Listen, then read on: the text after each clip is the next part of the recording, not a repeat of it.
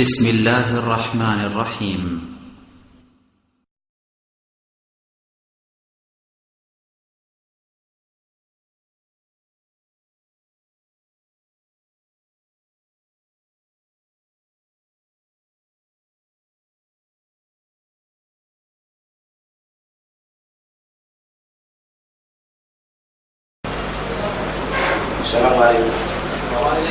Season যেহেতু ভিতরের season চলছে না, তারাবির সঙ্গে যেটা করতে হয়, এই জন্য প্রথম প্রশ্ন হলো ভিতরের সালাত সম্পর্কে। প্রশ্ন নম্বর 1, ভিতরের সালাত ইমাম সাহেব 3 রাকাত পড়লে মাঝখানে বৈঠক এবং শেষ রাকাতে রুকুর আগে তাকবীর দিয়ে দোয়া কুনুত করলে ভিতর শুদ্ধ হবে কি না? আসসালামু আলাইকুম ওয়া রাহমাতুল্লাহ। আলহামদুলিল্লাহি ওয়াহদা ওয়াসসালাতু ওয়াসসালামু আলা মান লা নাবিয়্যা বা'দা।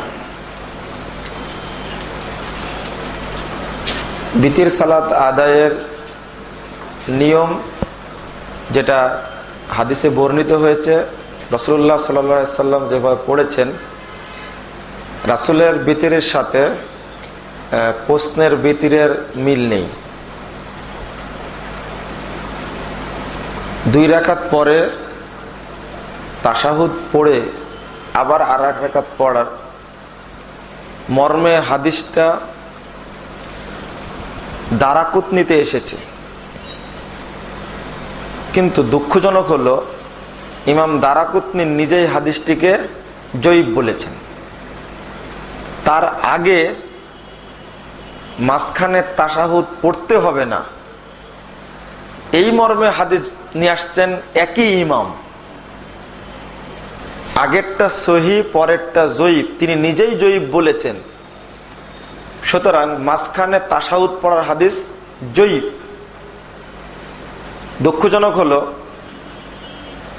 যার কাছ থেকে হাদিসটা নিলাম, দলিলটা নিলাম, অর্থাৎ তাশাহুদ, মাঝখানে তাশাহুদ পড়ার হাদিসটা যার কাছ থেকে নিলাম, পেলাম হাদিসটা, তিনি জয়ীফ বলেছেন, তাহলে আমি ওটাকে জয়ীফ বলেই উল্লেখ করি। এক, তিনি যে ওই একই ইমাম দারাকুতনি যে নিজেই যে তার আগে আরেকটা হাদিস নিয়ে আসছেন, লা তুশাব্বিহু বিতরা বিসলাতিল মাগরিব, তোমরা মাগরিবের সালাতের মতো বেতের পড়ো না, এই হাদিস সহিহ।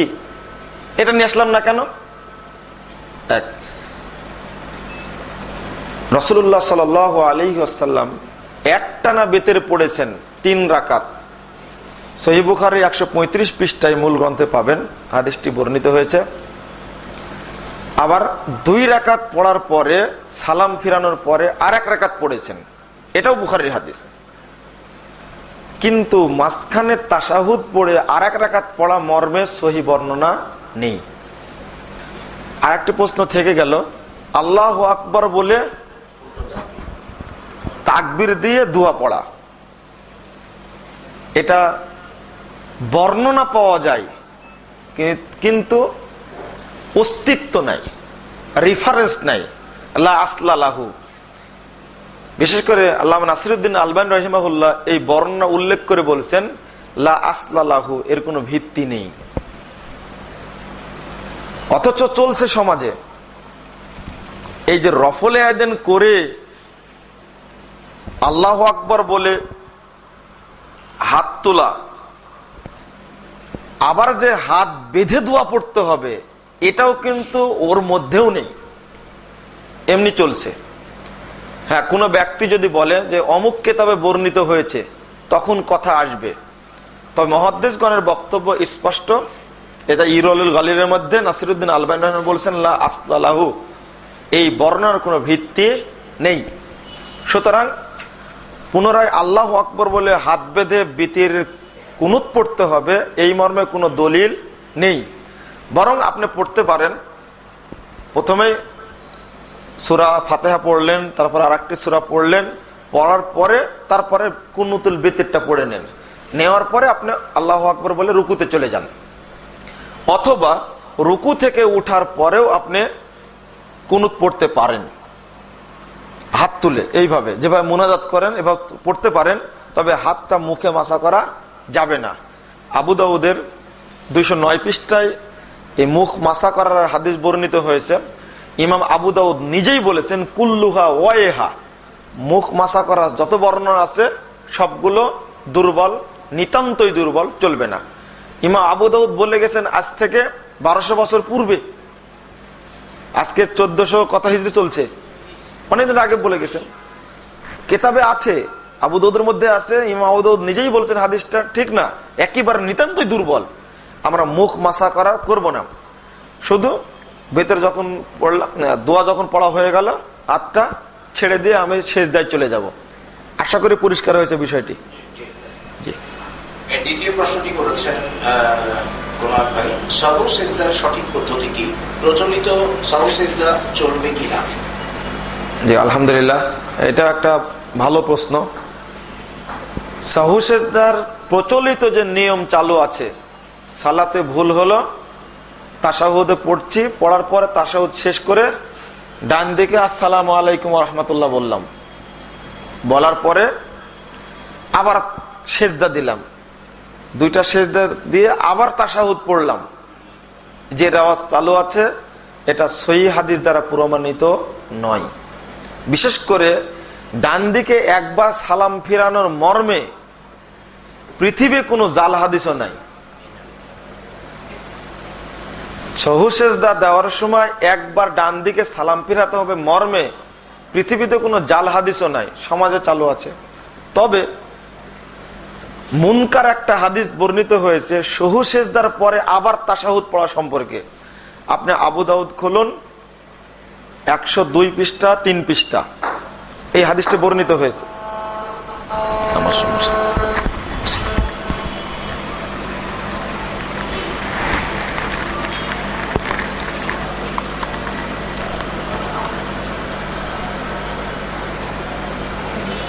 তাশাহুদের সম্পর্কে বলছিলাম, মানে সাহু সেজদার পরে তাশাহুদ পড়তে হবে না, সাহু সেজদার পরে আর তাশাহুদ পড়তে হবে না। কিন্তু জাবের রাদিয়াল্লাহু আনহু থেকে যে বর্ণনাটা এসেছে, আমি খোলায় বলে দিই আপনাদেরকে, যে ইমরান ইবনে হুসাইন থেকে, জাবের নয়, ইমরান ইবনে হুসাইন থেকে বর্ণনাটা এসেছে যে তাশাহুদ সাহু সেজদা দেওয়ার পরে আবার তাশাহুদ পড়লেন, এই বর্ণনাটা মুনকার। কারণ সহিহ বুখারীতে ইমরান ইবনে হুসাইন থেকে আরো বর্ণনা এসেছে, সেখানে সাহু সেজদা দেওয়ার পরে তাশাহুদ পড়ার কথা নেই। এই বর্ণনার মাঝে, সনদের মাঝে 2 জন রাবী বাদ পড়ে গেছে, যার কারণে সাহু সেজদা দেওয়ার পরে আবার তাশাহুদ পড়ার হাদিসটি কি জয়ীফ, ওটা চলবে না। অর্থাৎ নিয়ম এখন বলি, 1 নম্বর মনে রাখবেন, কেরাতে ভুল হলে সাহু সেজদা লাগে না। কেরাতে যদি ভুল হয় তাহলে সাহু সেজদা লাগবে না। সাহু সেজদা দিতে হয় রাকাত ভুল হয়েছে তখন। সেজদা যদি ভুল হয়ে যায় তাহলে ওই রাকাতটাই বাতিল, পুনরায় আবার আর 1 রাকাত পড়ে সাহু সেজদা দিয়ে সালাম ফিরাতে হবে, কেরাতের কারণে লাগে না। অনুরূপ ভাবে কুনুত পড়তে গিয়ে যদি ভুল হয় তাহলে সাহু সেজদা লাগবে না।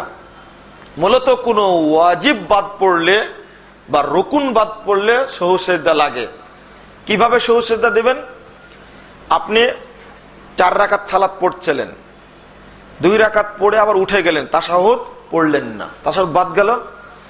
এরপরে পুরো সালাতটি পড়ার পরে তাশাহুদ পড়ে আপনি সালাম ফিরানোর আগে 2টা সেজদা দিলেন, আল্লাহু আকবার বলে 2টা সেজদা দেওয়ার পরে আসসালামু আলাইকুম ওয়া রাহমাতুল্লাহ, আসসালামু আলাইকুম ওয়া রাহমাতুল্লাহ, তাশাহুদ 2 বার পড়া লাগবে না।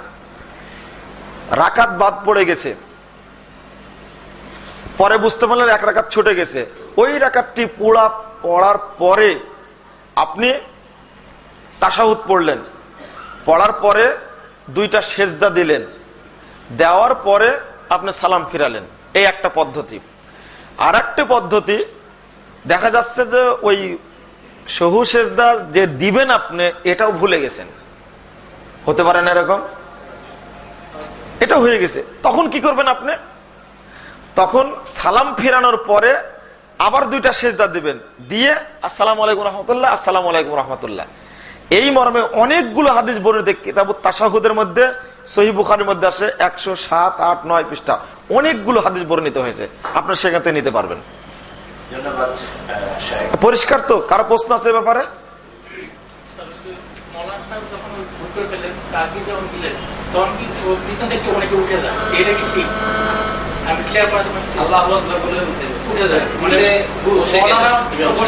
জি, প্রশ্নটা আমি ক্লিয়ার করি। প্রশ্নটা হলো এরকম যে যেখানে তাশাহুদের জন্য বসার দরকার সেখানে না বসে তৃতীয় রাকাতে গিয়ে উনি ভুল করে বসে গেছেন, কিন্তু ওই সময় লোকমা দিয়ে আবার ইমাম সাহেব ওঠেনি, তার আগে উঠে গেছে। জি জি জি, সুন্দর প্রশ্ন। ইমাম যদি ভুলও করেন এবং বসে যদি থাকেন, আমাকে বসেই থাকতে হবে। লুকমা আমি দিলাম, তবে লুকমা দেওয়ার ভাষা কিন্তু আল্লাহু আকবার নয়, সুবহান আল্লাহ বলতে হবে। ওটা আমাদের দেশে প্রচলিত আছে, এই যে বেশি হলে আল্লাহু আকবার আর কম হলে সুবহান আল্লাহ, এটাও জানে না, টোটালি সব কি বলে আল্লাহু আকবার বলে। আসলে লুকমাদের ভাষা এটা নয়, কি বলতে হবে? সুবহান আল্লাহ বলতে হবে। না, দাঁড়ানো যাবে না তো, ইমামের আনুগত্য করতে হবে। প্রয়োজনে সালাত শেষে তো সংশোধন করার পথ আছে তো, তাহলে ইমামের বিরোধিতা করা যাবে না। জি, এরপরের প্রশ্ন হলো, জামাতে ইমাম সাহেব যদি আমিন জোরে না বলেন, শুধুমাত্র মুক্তাদি জোরে আমিন বলেন, তাতে সালাত হবে কিনা? তাতে সালাত হবে কিনা? আচ্ছা, ইমাম সাহেব ইমাম সুন্নাতের অনুসরণ করতে গেলে ইমাম যদি না বলে, মুক্তাদির বলাই সুন্নাত, জোরে আমিন বলাই সুন্নাত। সালাত না হওয়ার বিষয়টা পরে, বরং আমিন মুক্তাদিরা বলবে, তার দায়িত্ব। ইমাম চুপচাপ বসে আছে, হয়তো সুন্নাতের উপরে আমল করে না, তাই বলে আপনি করবেন না? হ্যাঁ, আমল করতে হবে। এটা এক। আর একটা জিনিস ছুটে গেছে, যে ইমাম ভুল করেছেন সালাতে, সেই ইমাম যখন ওই একবার ডান দিকে সালাম ফিরাচ্ছেন, তখন আপনি কি করবেন? এটা একটা প্রশ্ন। তো আপনি সালাম ফিরাবেন কি না? না, যেহেতু হাদিস নেই, আপনি চুপচাপ বসে থাকেন। এরপরে সহু সেজদা দিয়ে ইমাম তো তাশাহুদ পড়ছে, আপনি কি করবেন? সহু সেজদার পরে কখনো তাশাহুদ নেই, এজন্য পড়া যাবে না। সুতরাং ইমাম যদি সুন্নাতের অনুসরণ না করে আর আপনার ওই জায়গায় যদি করার সুযোগ থাকে, তাহলে আপনি সুন্নাতের অনুসরণ করবেন। ইমাম হাদিসের বিরোধিতা করলে আপনি কি হাদিসের বিরোধিতা করবেন? না, আপনি সুন্নাতের উপর আমল করবেন। কারণ আমিন জোরে বলার অনেক হাদিস বর্ণিত হয়েছে, আমিন আস্তে বলার হাদিসটা যে জয়ীফ আর জোরে বলার হাদিসটা যে সহি। ইমাম তিরমিজি রহিমাহুল্লাহ নিজেই হাদিস নিয়ে আসছেন 57 এবং 58 পৃষ্ঠা মূল তিরমিজির মধ্যে, তিনি দুইটা হাদিসই নিয়ে আসছেন। নিয়ে আসার পরে বলছেন যে সামিতু মুহাম্মাদান, আমি ইমাম বুখারীকে বলতে শুনেছি, হাদিসু সুফিয়ান আসাহু মিন হাদিসি শুবা। ওখানে মূল জায়গা মানে সমস্যা, এখানে সমস্যা নাকি দুটো একসাথে? আপনার মোবাইলে মনে সমস্যা, কল আসতে মনে হয় মোবাইলে। এই মোবাইল নিয়ে যান, এটা এই সঙ্গে কল আসে না, আমার মোবাইল কল আসে, এটা নিয়ে যাও। দেখুন, একটা বিস্ময়কর একটা বিষয় আমি আপনাদের বলছি। ইমাম তিরমিজির জন্ম 209 হিজরিতে আর মৃত্যু 275 হিজরিতে, অনেক দিন আগে। ইমাম তিরমিজি নিজেই বলছেন যে আমি ইমাম বুখারীকে জিজ্ঞেস করলাম, তিনি বললেন হাদিস সুফিয়ান আসাহু মিন হাদিসে শুবা, অর্থাৎ সুফিয়ান বর্ণিত হাদিসটি জোরে আমিন বলার আর শুবা বর্ণিত হাদিসটি আস্তে আমিন বলার। তাই বলছেন যে সুফিয়ানের হাদিসটি শুবার হাদিসের চেয়ে অধিকতর সহি। আপনারা বলেন উন্নত, আর একটা হলো উন্নত তর, আর একটা কি ইংরেজিতে বলেন বেস্ট, তাই না? Good, better, best, superlative degree. এই শব্দটা ব্যবহার করেন আসাহু, সর্বাধিক সহি। ইমাম বুখারী বলছেন, আমি যখন আস্তে আমিন বলার হাদিসটি পেশ করলাম, তখন তো ইমাম বুখারীর মন্তব্যটাও পেশ করার দরকার, তা তো করছি না।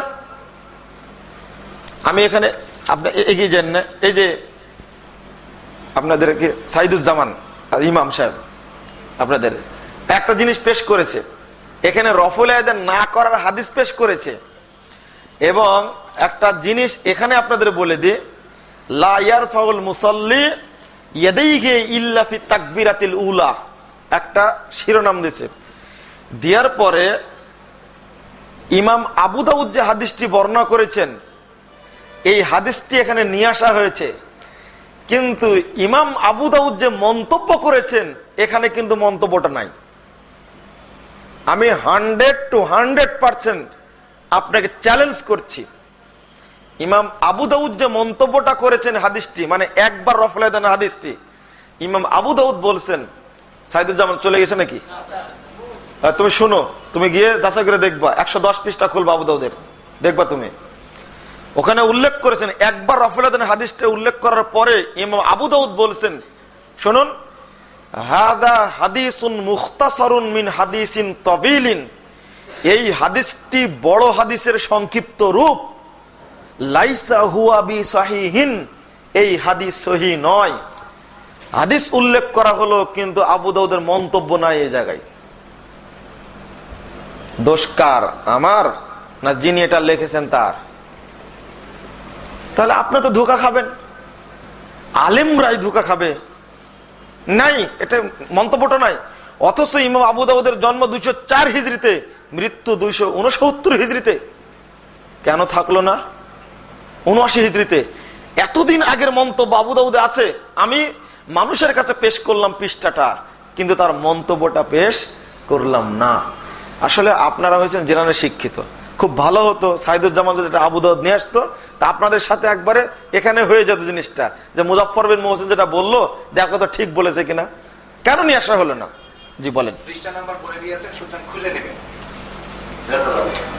এরপরে প্রশ্ন হলো, সম্ভবত একজন তারুণের এলেমের প্রশ্ন, এটা হাদিস প্রকার কি একমাত্র সহিহ হাদিস আমল করতে হবে, ইয়ার পক্ষে দলিল পেশ করুন, অর্থাৎ জয়ীফ হাদিস আমল করা যাবে না কেন? আচ্ছা, সুন্দর। হাদিস বর্ণনার দিক থেকে 3 প্রকার, আর রাসূল মুহাম্মদ সাল্লাল্লাহু আলাইহি সাল্লামের কথার দিক থেকে 3 প্রকার। একটা হলো হাদিসে কওলি, হাদিসে ফেইলি, আর হাদিসে তাকরিরি, এই 3টা। আর বর্ণনার দিক থেকে হাদিসে মারফু, হাদিসে মাওকুফ, আর হাদিসে মাকতু, এই 3 প্রকার।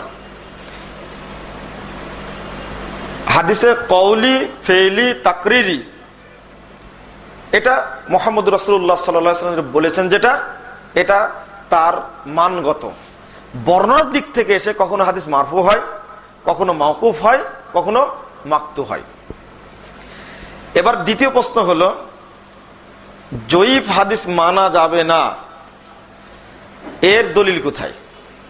সহিহ হাদিস, জি, শুধু সহিহ হাদিস মানতে হবে, আমল করতে হবে, এর পক্ষে দলিল। আচ্ছা, জি জি, ভালো কথা প্রশ্ন।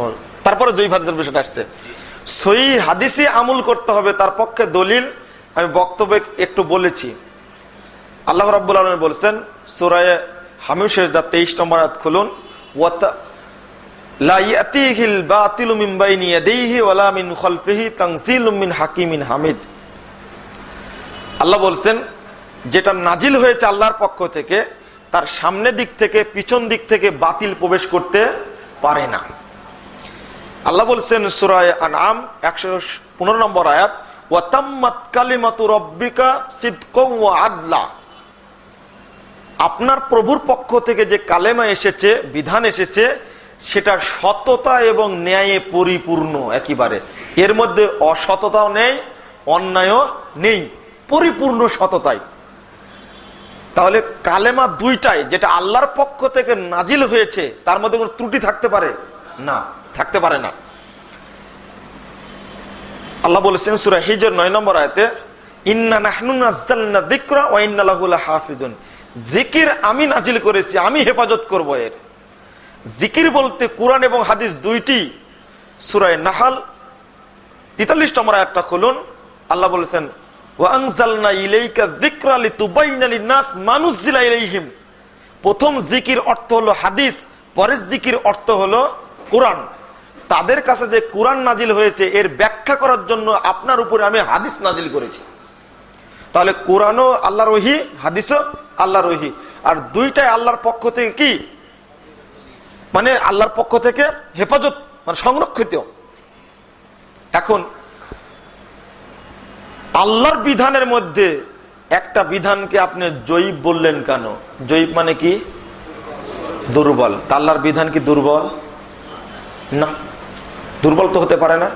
আর রাসূল সাল্লাল্লাহু আলাইহি সাল্লাম বলছেন এই মর্মে, ওয়াকাদ জিতুকুম বিহা বাইদান নাকিয়া, আমি তোমাদের কাছে যে বিধান নিয়ে এসেছি সেই বিধান বাইদা, উজ্জ্বল, দীপ্তিমান, নাকিয়া, স্বচ্ছ, পরিষ্কার, নির্ভেজাল। তাহলে আল্লাহর নবীর হাদিসগুলো কি পরিষ্কার, নির্ভুল? এটা রাসূলের হাদিসে পাওয়া গেল। বাইহাকি 4 নম্বর খণ্ডের 666 পৃষ্ঠা খুলুন, হাদিসটা পাওয়া যাবে। তাহলে হাদিস সহিটাই গ্রহণ করতে হবে, জয়ীবটা গ্রহণ করা যাবে না। প্রমাণ হলো আর একটা প্রমাণ আছে। অনেক হাদিস বর্ণিত হয়েছে, রাসূল সাল্লাল্লাহু আলাইহি ওয়াসাল্লাম বলছেন মাইয়াকুল আলাইয়া মা লাম আকুল ফালিয়াতাবাওয়া মাকাদাহু মিনান নার। এটা সহিহ বুখারী প্রথম খণ্ডের 21 পৃষ্ঠার হাদিস। কেউ যদি কোনো কথা বলে যে কথা আমি বলিনি, সেজন্য তার স্থান জাহান্নামে করে নেয়। তাহলে হাদিস যাচাই করতে হবে, স্পষ্ট বোঝা যাচ্ছে। যে কোনো ব্যক্তি, হ্যাঁ আপনারা বলবেন তাহলে কোরআন নাজিল হয়েছে, তো কোরআনের তো কোনো সমস্যা নেই, কোরআন সাহাবীদের যুগেই লিখিত হয়েছে, গ্রন্থবদ্ধ হয়েছে। কিন্তু কোরআনের বিরুদ্ধেও তো কাফেররা সূরা তৈরি করেনি, করেছিল। আল্লাহ বললেন ওয়াসসামা ইযাতিল বুরুজ, আর বদমাশরা তৈরি করলো ওয়াসসামা ইযাতিল ফুরুজ। নাউজুবিল্লাহ। সূরা আসর নাজিল হলো ওয়াল আসর, তখন তারা সূরা তৈরি ওয়াল আবর সূরা তৈরি করলো তারা। ঠিক রাসূলের হাদিসের বিরুদ্ধে এক শ্রেণীর স্বার্থের নেশে মানুষ হাদিস তৈরি করেছে। আর যার কারণে আল্লাহ রাসূল বলে গেলেন বারবার যে যে ব্যক্তি একটি হাদিস তৈরি করলো, বর্ণনা করলো, অথচ যাচাই করলো না, সেও একটা মিথ্যুকের মধ্যে অন্তর্ভুক্ত। সুতরাং হাদিস যাচাই করতে হবে, সহিহ হতে হবে, এই দলিল প্রমাণ করে। আর একটা জয়ীফ হাদিসের প্রতি যে আমল করা যাবে না, তার দলিল কোথায়? আল্লাহ বলছেন ইয়া আইয়ুহাল্লাযীনা আমানু ইন জাআকুম ফাসিকুম বিনাবাইন ফাতাবায়ানু আন তুসিবু কওমান বিজাহালা ফাতুসবিহু আলা মা ফাআলতুম নাদিমিন। সূরা হিজর 9 নম্বর আয়াত। আল্লাহ বলছেন যে হে ঈমানদারগণ, তোমাদের কাছে যখন কোনো ফাসিক ব্যক্তি খবর নিয়ে আসে তখন সেটা যাচাই করো, যেন যাচাই না করে কোনো সিদ্ধান্ত নেওয়ার পর তোমাদের অনুতপ্ত না হও। এই হাদিসটি, এই আয়াতটি পেশ করুন মুহাদ্দিসগণের যুগে, তাহলে প্রমাণিত হয়ে যাবে। একজন একটা হাদিস আপনার কাছে বর্ণনা করলো, আপনি যাচাই না করে গ্রহণ করবেন সেটা না। এই আয়াতটা পেশ করুন, আমাদের যুগে পেশ করবেন না, আগে পেশ করুন সাহাবীদের যুগে, পেশ করুন মুহাদ্দিসগণের যুগে। মুহাদ্দিসগণ এই আয়াতকে সামনে রেখে হাদিস যাচাই করেছেন। ফাতাবায়ানু, যখন ফাসিক কোনো খবর নিয়ে আসে তখন সেটা গ্রহণযোগ্য হবে না, এটা পরিষ্কার। কোন ফাসিক ব্যক্তি, কোন দুর্বল ব্যক্তির, স্মৃতিহীন ব্যক্তি যদি আমাকে কোনো হাদিসের খবর দেয়, ওই হাদিসটাকে সত্য হিসাবে গ্রহণ করবো আমি না। এই আয়াত দ্বারাই সাহাবা কেরাম এবং মুহাদ্দিসগণ হাদিসকে যাচাই করেছেন। কেন? আল্লাহ নবী বলেছেন মান হাদ্দাসা বি হাদিসিন, কেউ যদি একটা হাদিস বর্ণনা করে ইউরা আন্নাহু কাযিব, তার সন্দেহ হাদিসটা কি সত্য না মিথ্যা, ফাহুয়া আহাদুল কাযিবিন, ও যদি সন্দেহ হয় তবু মিথ্যুকদের মধ্যে একজন মিথ্যুক হয়ে যাবে। আল্লাহ রাসূল বলছেন, এই হাদিসটা সহিহ বুখারীর মধ্যে আসছে, সহিহ মুসলিমের 11 পৃষ্ঠায়। এখন যেটা বলছি, কত শক্ত হাদিস চিন্তা করুন। আল্লাহর নবী আলী রাদিয়াল্লাহু আনহুকে বলছেন, শোনো লা তাকযিব আলাইয়া, আমার উপরে তোমরা মিথ্যা আরোপ করো না, মানিল্লাযী ইয়াকযিবু ইলাইয়া ইয়ালিজিন নারা, যেই মিথ্যা আরোপ করবে সে জাহান্নামে যাবে। আল্লাহ নবী এত কথা বললেন কেন? যেন জয়ীফ হাদিস আমরা, জাল হাদিস আমরা গ্রহণ না করি। উল্লেখ্য যে কিছু বিদ্বান জয়ীফ হাদিসকে গ্রহণ করা যাবে মর্মে মত দিয়েছেন। এই জন্য বলছি মুহাদ্দিসগণ 3 ধরনের। আর বাংলাদেশে তো ঘরে ঘরে মুহাদ্দিস তৈরি হচ্ছে প্রতিদিন ব্যাঙের ছাতার মতো, অথচ মুহাদ্দিসগণই 3 প্রকার। একটা কঠোর মুতাশাদ্দিদ, আর একটা মুতাওয়াসসিত মধ্যমপন্থী, আর একটা মুতাসাহিল মানে শৈথিল্যবাদী। এই শৈথিল্যবাদী মুহাদ্দিসদের শ্রেণী বেশি, সংখ্যা বেশি। আর এই শ্রেণীর মুহাদ্দিসগণের মন্তব্য গ্রহণযোগ্য নয়, অথচ আমরা নিজেরা অনেক মুহাদ্দিসে বসে আছি। দুঃখজনক হলেও সত্য, আমরা এই জিনিসটা বুঝিনি। এই 2 শ্রেণীর মানুষের কথা গ্রহণযোগ্য, মুহাদ্দিসের কথা গ্রহণযোগ্য। অতএব জয়ীফ হাদিস গ্রহণ করা যাবে না। আর কেউ যদি জয়ীফ হাদিসকে সহি বলে তারটা তো গ্রহণ করা যাবেই না। জি বলেন। পরের প্রশ্ন হলো, ইসলামে কোন বিধানের ক্ষেত্রে কোরআনের ব্যাখ্যা থাকা সত্ত্বেও তা না মেনে কেন সহিহ হাদিস আমল করব? এর কোন রেফারেন্সটা আনা হয়নি, সুতরাং প্রশ্নটা কি উত্তর হবে আমি নিজেও বুঝতে পারছি না। জি, আপনি যে প্রশ্নটা আপনারা যেটা শুনলেন এটা সরাসরি ওহী বিরোধী হয়ে গেছে। মানে হাদিস না থাকলে আপনি কোরআনের আয়াতের আমল করতে পারবেন না। সেটা না, ইসলামের কোন বিধানের ক্ষেত্রে কোরআনের ব্যাখ্যা থাকা সত্ত্বেও, কোরআনের ব্যাখ্যা থাকা সত্ত্বেও মানে কোরআনে আছে, জি জি বুঝতে পারছি আমি, তা না মেনে কেন সহিহ হাদিস আমল করব? আচ্ছা, কোরআনের ব্যাখ্যা হাদিসের বিরোধী কি, বা এমন কোন হাদিস আপনি পেলেন যে কোরআনে ব্যাখ্যা আছে, ব্যাখ্যা না মেনে হাদিস মানছে? আমাদের এই উদাহরণ জানা নেই। আর একটা জিনিস মনে রাখবেন, পবিত্র কোরআন এবং সহিহ হাদিস দুইটা এসেছে কার পক্ষ থেকে? আল্লাহর পক্ষ থেকে। আর দুইটাই বের হয়েছে একজনের মুখ দিয়ে, তিনি হলেন মুহাম্মদ সাল্লাল্লাহু আলাইহি সাল্লাম। তো দুইটা পরস্পর বিরোধী হতে পারে? আমাদের দেশে চালু আছে একটা কথা, কোরআন থাকতে হাদিসে যাব কেন? এটা দাবিটাই ঠিক নয়। বরং কোরআন এবং হাদিস দুইটাই আল্লাহর পক্ষ থেকে। আর একটা কথা বলা হয়, কোরআনে থাকলে ফরজ আর হাদিসে থাকলে সুন্নাত। খুব প্রসিদ্ধ কথা না? ভিত্তিহীন কথা। দেখুন আমি সুন্নাত বুঝা দিচ্ছি। সূরা বনী ইসরাঈল খুলুন, 79 নম্বর আয়াতটা খুলুন। তাহাজ্জুদ সালাত ফরজ না সুন্নাত? নফল না? তাহলে এটা তো কোরআনের আয়াত, এটা জি কোরআনের আয়াত তো, এটা কোরআনের আয়াত তো, নাফিলাতুল লাগ ভালো কথা, কিন্তু তো ফরজ হওয়ার কথা, আবশ্যক হওয়ার কথা। নফল তবে আবশ্যক হওয়ার কথা ছিল তো। আমার কথাটা বুঝেন, নাফিলাতুল লাগ কথাটা স্পষ্ট, তবে কোরআনের নির্দেশ কিনা? তাহলে হয়ে গেল কি, এটা আবশ্যক হয়ে গেল। তাহলে যেহেতু কোরআনের নির্দেশ, যেহেতু কোরআনের নির্দেশ নফলি, সালাতটা নফল নিঃসন্দেহে অতিরিক্ত, কিন্তু আবশ্যক হয়ে গেল কিনা কোরআনের হিসাবে? আবশ্যক না আপনি বলছেন? হ্যাঁ, আচ্ছা ঠিক আছে। হাদিসে যেটা আছে সেটা কি ফরজ হতে পারে না? আচ্ছা, এবার আমি দলিল পেশ করি। জি আচ্ছা আচ্ছা আমি বলছি, হ্যাঁ ওটা আগে এই জিনিসটা বলতে চাইলাম। হাদিসেও যে ফরজ আছে, এই হাদিসটা খুলেন, সহিহ বুখারীর 1510 নম্বর হাদিস।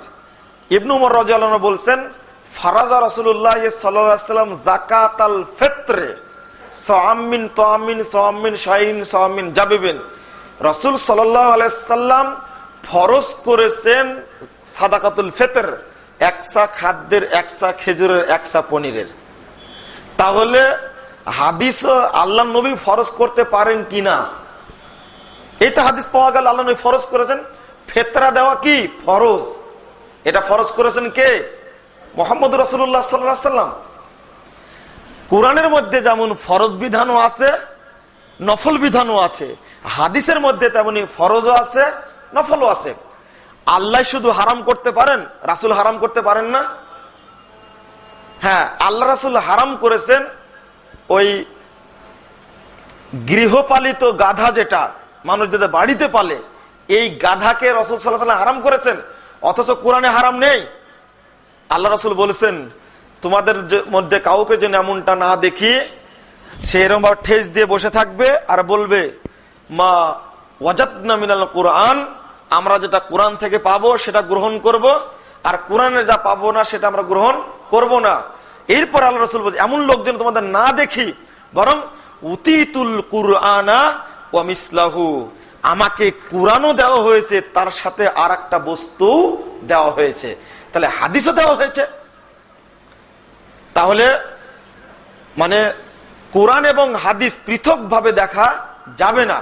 আমাদের দেশে যেটা বলা হয়, কোরআন না পড়লে হাদিস দেখবো। আপনি দেখেন, কোরআন এবং হাদিস পাশাপাশি না নিলে চলা যাবে না। মূলত হাদিসটা কোরআনের ব্যাখ্যা। আপনি যেটা বলছেন সহিহ হাদিসটা বুঝে বলবেন। সহিহ মানে জয়ীফ হাদিসটা, জয়ীফ হাদিস কয়েকটা কারণে জয়ীফ হয়। একটা ধারাবাহিক সনদের কারণে জয়ীফ হয়, আর একটা জয়ীফ হয় আপনার মতনের কারণে, মানে কথা মতন মানে এই মূল অংশটুকু।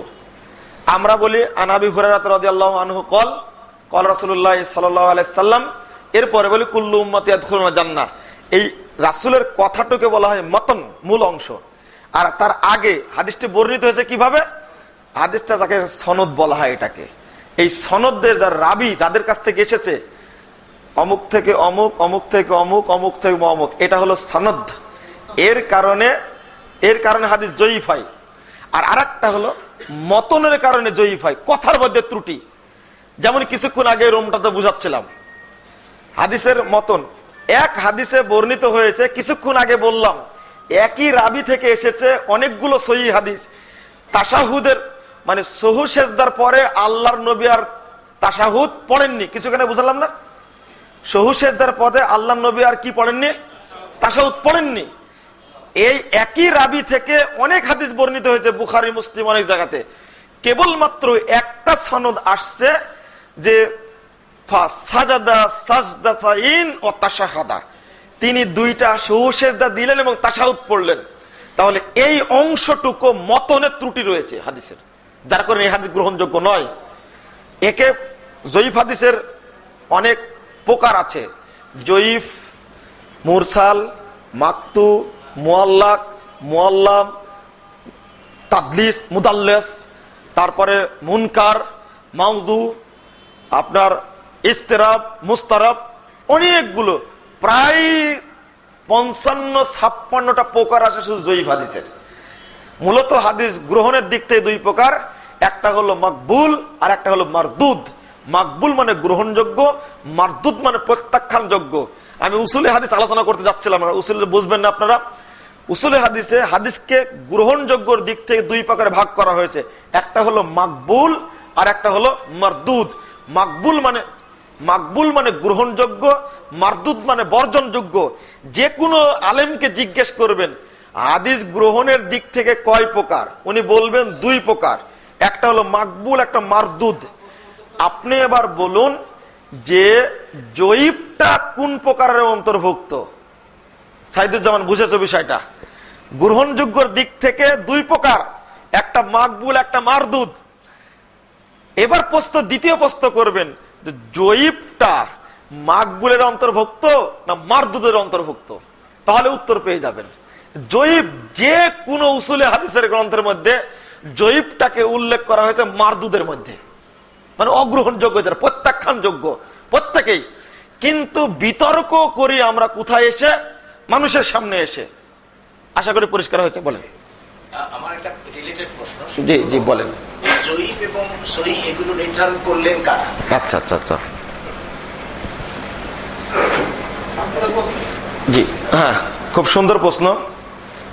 জয়ীফ এবং সহিহ নির্ধারণ করেছেন রাসূল সাল্লাল্লাহু আলাইহি সাল্লামের কথা অনুযায়ী সাহাবায়ে কেরাম। আমি আবারও বলি, এই যে আল্লাহ নবী হাদিসগুলো বলে গেলেন, এই দৃষ্টিকোণ থেকে উমর রাদিয়াল্লাহু আনহুর কাছে একজন ব্যক্তি হাদিস বর্ণনা করলেন। দেখেন রীতি বলি, আপনারা শুনতে চাচ্ছেন বলি। সহিহ মুসলিমের 2য় খণ্ডের 210 পৃষ্ঠা একটি হাদিস বর্ণিত হয়েছে। উমর রাদিয়াল্লাহু আনহু একদিন আবু মুসাকে বললেন, যে তুমি আমার কাছে এসো, সংবাদ পাঠাইছে। তা আবু মুসা রাদিয়াল্লাহু আনহু গেলেন। একটু আমার দিকে তাকিয়ে থাকবেন, মনে হয় একটু ক্লান্তি আসছে আপনাদের মধ্যে। মানে আপনার ক্রিটিক্যাল প্রশ্ন করতে উত্তর আমাকে ওইভাবে দিতে হবে। আর আমি অতটা মানে অভিজ্ঞ ব্যক্তি নই যে শর্টকাটে বুঝাই দেব, একটু কষ্ট করে বুঝাই দেয় আপনাদেরকে। একটু আমার দিকে লক্ষ্য রাখেন। আবু মুসা গেলেন উমরে ফারুকের বাড়িতে। যাওয়ার পরে তিনি 3 বার সালাম দিলেন, তো উত্তর আসলো না, ফেরত চলে আসলেন। পরে দেখা উমরে ফারুকের সাথে, তখন বলছেন কি ব্যাপার আবু মুসা, তোমাকে ডাকছিলাম যাওনি কেন? তখন বলছেন যে আমি গেছিলাম আপনার বাড়িতে, 3 বার সালাম দিয়েছি, উত্তর না পেয়ে আমি ফেরত এসেছি। তাই আর আল্লাহর নবী বলেছেন তোমরা কারো বাড়িতে গিয়ে 3 বার সালাম দিবে, উত্তর না পেলে ফেরত আসবে।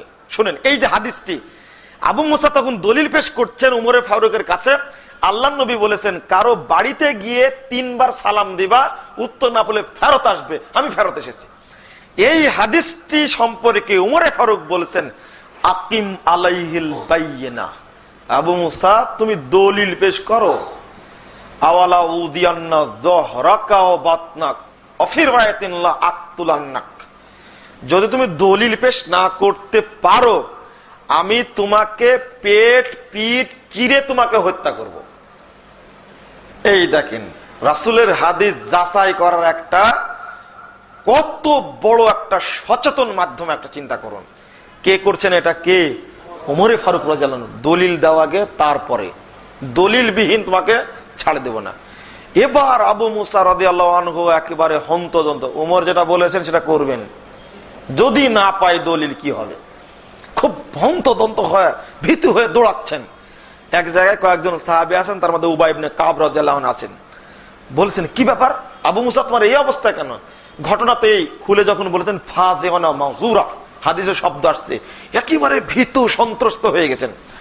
তখন বলছে কি হয়েছে বলো, এই ঘটনা। তখন উবাই ইবনে কাব বলেছেন মান আসগারুল কওম, আমাদের মধ্যে সবচেয়ে ছোট কে, দাঁড়াও তো দেখে। তখন আবু সাইদ খুদরি উঠে দাঁড়ালেন, আনা আসগারুল কওম, আমি ছোট। তুমি হাদিসটা জানো? যে হ্যাঁ আমি তো শুনেছি আল্লাহ রাসূল বলেছেন কারো বাড়িতে গিয়ে 3 বার সালাম দিতে হবে, উত্তর না পেলে কি করতে হবে? ফেরত আসতে হবে, আমি তো শুনেছি। যাও উমরে ফারুকের কাছে। উমরে ফারুকের কাছে গেলেন, যাওয়ার পরে হাদিস দলিল পেশ করলেন। এবার বেঁচে গেলেন আবু মুসা। আর উবাই ইবনে কাব বলছেন হে খলিফাতুল মুসলিমিন, শুনে রাখুন, লা তাকুনান্না আযাবান আলা সাহাবী রাসূলিল্লাহ সাল্লাল্লাহু আলাইহি ওয়াসাল্লাম, রাসূলের কোন সাহাবীকে আপনি শাস্তির ভয় দেখাবেন না। আপনি কেন আবু মুসাকে কথা বলেছেন তোমাকে পেট পিট চিরে হত্যা করব?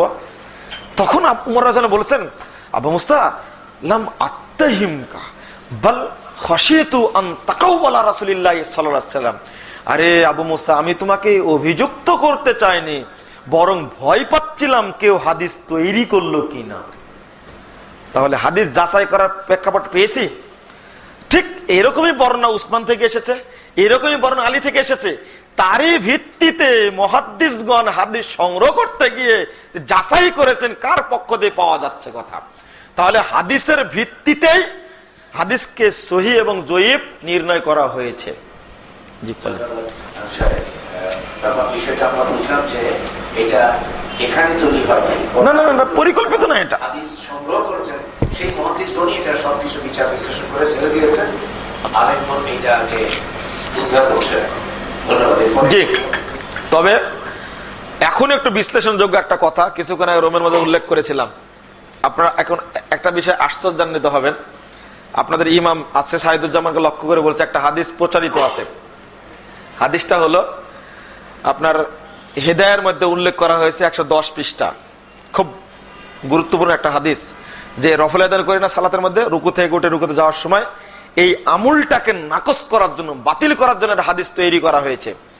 সেটা হলো আব্দুল্লাহ বিন জুবাইর একদিন গেলেন মসজিদে, গিয়ে দেখছেন একজন ব্যক্তি রফল আদান করে সালাত আদায় করছে। সালাত সে জিজ্ঞেস করলেন যে তুমি এটা করছো কেন? তখন তিনি আব্দুল্লাহ বিন জুবাইর বলছেন ফাআলা রাসূলুল্লাহ সাল্লাল্লাহু আলাইহি ওয়াসাল্লাম ফাআলনা, আল্লাহর নবী রফল আদান করতেন, আমরাও করেছি। তারাকা রাসূলুল্লাহ সাল্লাল্লাহু আলাইহি ওয়াসাল্লাম ওয়া তারাকনা, আল্লাহর নবী ছেড়ে দিয়েছেন, আমরাও ছেড়ে দিয়েছি। এই হাদিস প্রমাণ করে কি রফুল আয়াদিন এখন আর করা যাবে না, তাই না? এটা প্রমাণ করে। আল্লাহর কসম দিয়ে বলছে আপনাদের কাছে, হেদায়ার মধ্যে হাদিসটি উল্লেখ করা হয়েছে। হেদায়া হানাফি মাযহাবের সবচেয়ে গ্রহণযোগ্য বড় কিতাব হলো হেদায়া। অথচ আল্লাহর কসম করে বলছি, এই হাদিসটি মুহাদ্দিসগণের যুগে কোনো মুহাদ্দিস পাননি, কোন গ্রন্থে বর্ণিত হয়নি। অথচ হেদায়ার জন্ম হয়েছে 593 হিজরিতে, 593 হিজরিতে, 593 হিজরিতে হেদায়া লিখিত হয়েছে। এবার আপনি চিন্তা করুন, যে হাদিসটি বর্ণনা করছেন মুহাদ্দিসগণের যুগে পাওয়া যায় না, কোনো হাদিসের গ্রন্থ নেই, উল্লেখ করেননি। আপনাদেরকেও বলছি, পৃথিবীর সমস্ত আলেমের বিরুদ্ধে আমার চ্যালেঞ্জ, এই হাদিসটি কোথায় পাওয়া গেল? আব্দুল্লাহ ইবনে জুবাইর থেকে। আলাউদ্দিন কাসানি 108 পৃষ্ঠায় কিতাবুল ইনায়ের মধ্যে আরো 2টা হাদিস উল্লেখ করেছেন, একটা আলীর নামে আর একটা ইবনু উমরের একটা ইবনু আব্বাসের নামে, একটা ইবনু উমরের নামে। আর এটা যেটা বললাম কার নামে? জুবাইরের নামে বললাম, আব্দুল্লাহ ইবনে জুবাইর। এই 3টি হাদিস বর্ণনা করা হয়েছে, ছড়িয়ে দেওয়া হয়েছে, গোটা বিশ্বে চলছে। আল্লাহর কসম করে বলছি যে এই হাদিসগুলো মুহাদ্দিসগণের যুগে ছিল না, এমনকি 500 হিজরির পূর্বেও ছিল না। হ্যাঁ,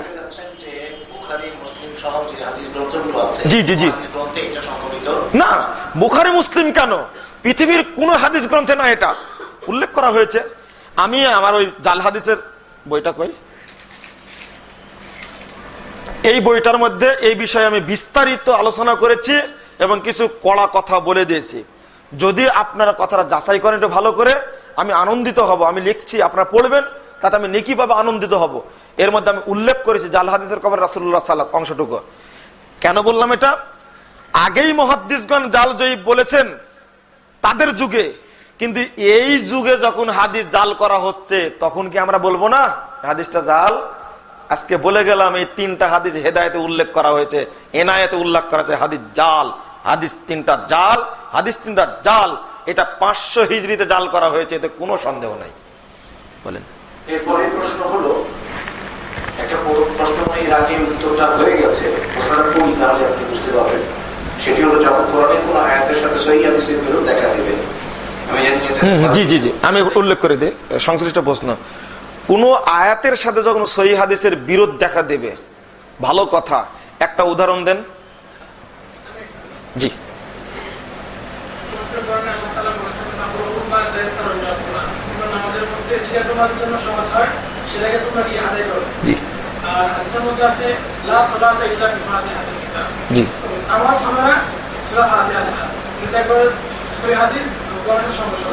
জি জি জি জি জি, ফাকরাউ মা তায়াসসারা মিনাল কুরআন, এই অংশটাকে কি হাদিসে নাই?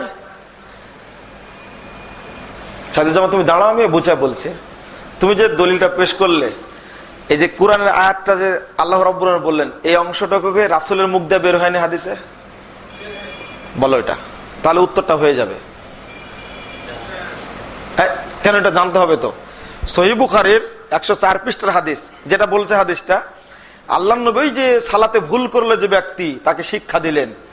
প্রথমে বললেন, ওয়াকরা বি উম্মিল কুরআন সুম্মা আকরা বিমা শা, তুমি প্রথমে সূরা ফাতিহা পড়ো, অতঃপর তোমার যেটা সাধ্য, যেটা ইচ্ছা তুমি পড়ো। তাহলে কোরআনের আয়াতের সাথে কি এটা বিরোধী হলো না? তাহলে তো পরিষ্কার হয়ে গেল। হ্যাঁ, ঠিক আছে। এই আয়াতটা দ্বারা কি বুঝিয়েছেন আল্লাহ রাব্বুল আলামিন, এই ব্যাখ্যাটা আমি সবচেয়ে ভালো বুঝবো না মুহাম্মদ রাসূলুল্লাহ সাল্লাল্লাহু আলাইহি ওয়াসাল্লাম বেশি বুঝবেন? আল্লাহ নবী নিজেই বলছেন, তাহলে বিরোধী হলো না তো। মানে ওই অংশটা হলো কিসের? অন্য সূরা পড়া। এটা তো স্পষ্ট হচ্ছে। আমি বলছি, হ্যাঁ, ফাকরাউ মা তায়াসসারা মিনাল কুরআন, সূরা মুজাম্মিলের আয়াত। এটা কথা পরিষ্কার যে তোমার যেটা সহজ সেটা তুমি পড়ো। ওকে, এই কথাটি মুহাম্মদ রাসূলুল্লাহ সাল্লাল্লাহু আলাইহি ওয়াসাল্লামের মুখ থেকে বের হয়েছে, তাহলে কি বোঝা গেল না এই আয়াতটি কোন আয়াত পড়তে হবে? তাহলে বিরোধী হলো কোথায়? হ্যাঁ, আর কি, আমি চিটাগঙ্গে যখন প্রোগ্রামে গেছিলাম, আমাকে এক ভাইরা নিয়ে গেলেন, অনেক আলেম, প্রায় 50 জন আলেম উপস্থিত সেখানে। আমি এই প্রশ্ন একজন করেছিলেন যে আপনি সহিহ হাদিসের কথা বললেন, যদি কোরআনের সাথে বিরোধী হয়, আমি বললাম একজন উঠে দাঁড়ান, আপনারা দাঁড়ায় আপনি বলেন যে এটা কোরআনের সাথে হাদিসের বিরোধ, তারপর আমি কথা বলবো। দুইটাই এক জায়গায় থেকে নাজিল হয়েছে, বিরোধী হওয়ার প্রশ্নই আসে না। যদি আসে, এটা শাউলিউল্লাহ মুহাদ্দিস দেহলভী, ভারত গুরু মুহাদ্দিস যাকে বলা হয়, তিনি তার হুজ্জাতুল্লাহিল বালেগার মধ্যে উল্লেখ করছেন যে যারা এই কথাটি বলে তারা মূলত ওই কোরআনের আয়াতটা, ওই হাদিসটা বুঝেন না। আপনি খুলেন 128 পৃষ্ঠা কি 152 পৃষ্ঠা খুলেন হুজ্জাতুল্লাহিল বালেগার মধ্যে। আমি এই কথাটা উত্তর দিয়ে শেষ করলাম। ভারত গুরু মুহাদ্দিস পণ্ডিত মানুষ, তিনি বলছেন যারা বলে কোরআন এবং হাদিসের সাথে বিরোধ আছে, আসলে হাদিসটাও তারা বুঝেননি, কোরআন আয়াতটাও তারা বুঝেননি। ফরজ, ওয়াজিব, সুন্নাহ এবং বিদআত এর ব্যাখ্যা কি? তো বিদআতটা হবে পাশে আছে। আপনি জানেন কি ফরজ না ওয়াজিব? এই শেষের অংশটা দিলে ফরজ, ওয়াজিব, সুন্নাহর ব্যাখ্যা এখন দেওয়া যাবে না। যাবে? ফরজ, ওয়াজিব আর বেদাত ঢোকাছেন ওর মধ্যে যে না, আসলে ভাইরা প্রশ্ন করতে চাচ্ছেন তো, আস্তে আস্তে ঠিক হয়ে যাবে, একদিনে তার হবে না। জি, কি ফরজ না ওয়াজিব, ইহা না করলে কি সালাত ভঙ্গের কারণ হতে পারে? আচ্ছা, প্রথম কথা, ফরজ ওয়াজিব দেখার আগে আমি একটা প্রশ্ন করতে চাই। আল্লাহর নবী বলেছেন যেটা, ওইটা করবেন না এটা ছাড়া যায় কিভাবে, সেই পথ খুঁজবেন। এটা আল্লাহর নবীর শর্ত হলো সল্লু কামা রাআইতুমুনি উসাল্লি। এটা সহিহ বুখারীর হাদিস 631 নম্বর হাদিস। আল্লাহ নবী বলছেন তোমরা ওইভাবে সালাত আদায় করো যেভাবে আমাকে সালাত আদায় করতে দেখছো। আপনি ওদিকে টানাপড়া করতে গেলেন কেন? যে না করলে কি সমস্যা হবে কিনা, এটা তো শর্ত বলেননি। হ্যাঁ, সালাত দুভাগে, মানে নেকির ভাগ আছে, সালাতের নেকির ভাগ আছে। কোন ব্যক্তি সালাত আদায় করলে নেকি পাবে 700-র অধিক গুণ নেকি পাবে কোন ব্যক্তি, আর কোন ব্যক্তি আদায় করলে 10 পাবে মাত্র। আর কোন ব্যক্তি আদায় করলে 10 থেকে 700 পর্যন্ত পাবে। তাহলে কয় রকমের হলো? 10, 700 আর 700। আপনি যদি পূর্ণাঙ্গ রূপে রাসূলের তরিকায় সালাত আদায় করেন, এটা সহিহ বুখারীর 963 পৃষ্ঠার হাদিস, হাদিসটা খুলে রাখুন। আল্লাহর নবী বলছেন মান হাম্মা বিআমালিন ফালাম ইয়ামালহা, কেউ একটা আমল করার ইচ্ছা করলো কিন্তু আমলটা করতে পারলো না, ইচ্ছা করলো আমি রাতে তাহাজ্জুদ পড়বো আজকে, কিন্তু করতে পারলো না, আল্লাহ বলছেন কাতাবতু লাহু হাসানাতান কামিলা, আমি আল্লাহ তার জন্য পূর্ণ নেকি লিপিবদ্ধ করব। এরপরে বলেছেন ওয়ামান হাম্মা বিআমালিন ফায়ামালুহা, কেউ কোনো আমল করার ইচ্ছা করলো অতঃপর আমলটা করলো, আল্লাহ বলছেন কাতাবতু লাহু আশরা হাসানাত ইলা 700 দিফিন, আমি তার জন্য 10 এবং 10 থেকে 700 নেকি লিপিবদ্ধ করব। শুনুন এবার হাদিসটা কেন নিয়ে আসলাম। ওয়াল্লাহু ইউদাইফ মান ইয়াশা, এর পরেও আল্লাহ নবী বলেছেন আল্লাহ চাইলে 700 কেও দ্বিগুণ করতে পারে। তাহলে কেউ আমল করে 10 পাবে, মানে ওর একাগ্রতা নাই, সুন্নাতের উপর আমল করছে না। আর কেউ ওই আমলটাই করলে 700 পাবে। ওই আমলটাই কেউ যদি চূড়ান্ত একাগ্রতার সাথে করে তাহলে 700-রও দ্বিগুণ পাবে সে ব্যক্তি। ও রফুল আয়দান আমলটা ওই রকম, একবার রফুল আয়দান করলে সাহাবী উকবা বিন আমির বলছেন ও ব্যক্তি 10 নেকি পাবেন।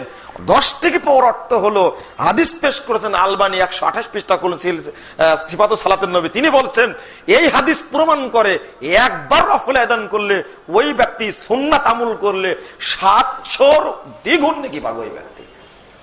আপনি করবেন না কেন? রফুল আয়দানের প্রশ্ন কেন? হাদিস আসছে, আমল করি, আল্লাহ তৌফিক দান করুন আমাদেরকে, আমিন। বলেন। বর্তমান ফিতনার জামানায়, জি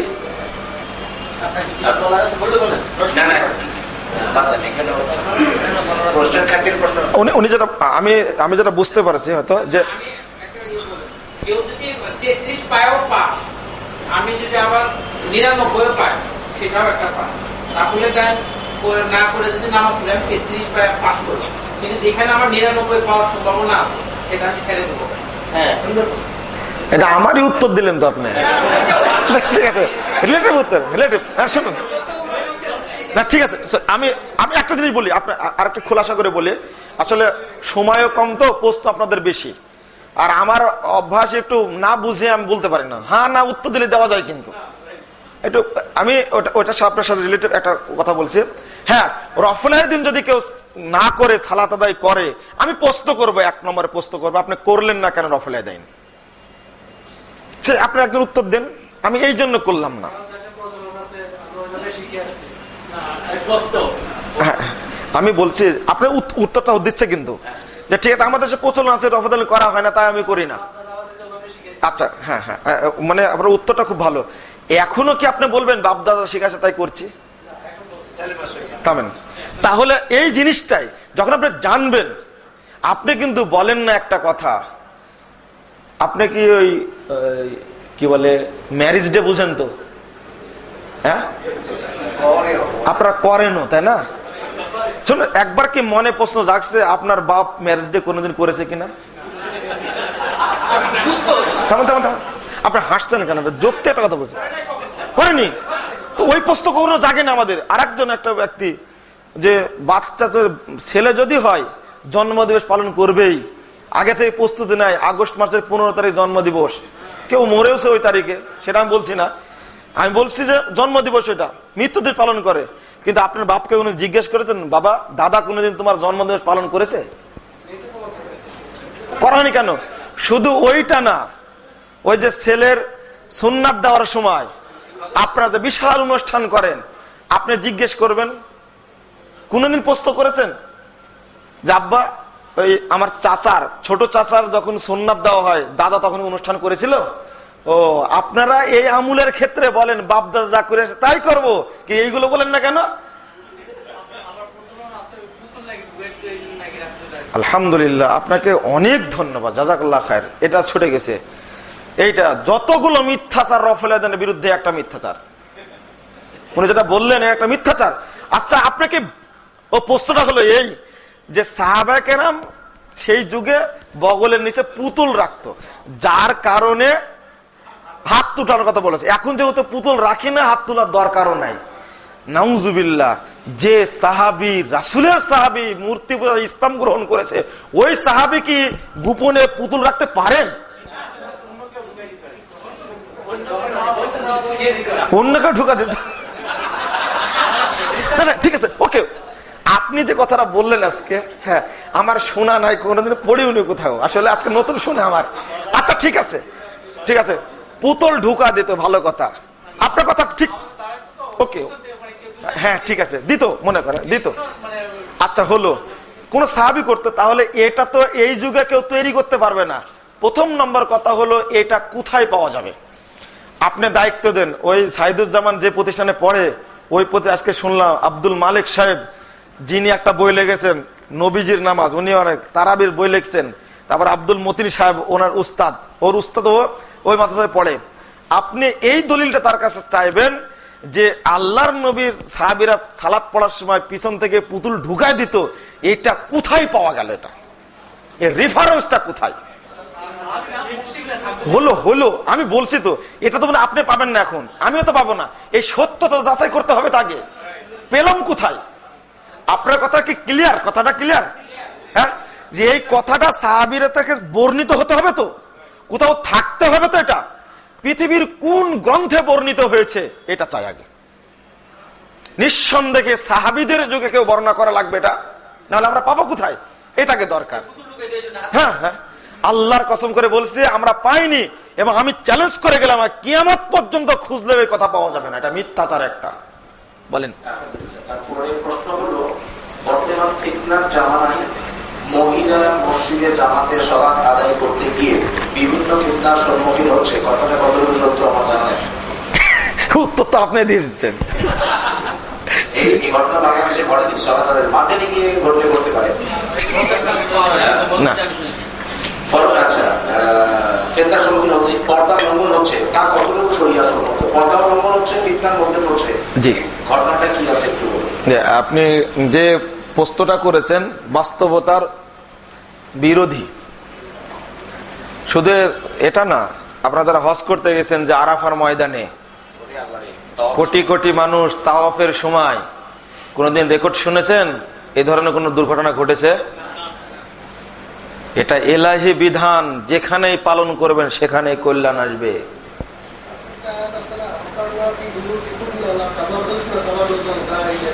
জি হ্যাঁ, এটা তো কোরআনের সূরা আহজাব 33 নম্বর আয়াত। আল্লাহ বলেছেন অকরনা ফি বুয়ুতিকুন্না, তোমরা তোমাদের ঘরে অবস্থান করো, ওয়ালা তাবাররুজনা তাবাররুজাল জাহিলিয়াতিল উলা, তোমরা জাহিলি যুগের মতো শরীর উন্মুক্ত করে ঘুরে বেড়ায়ও না। এটা তো আয়াত তো ঠিকই আছে।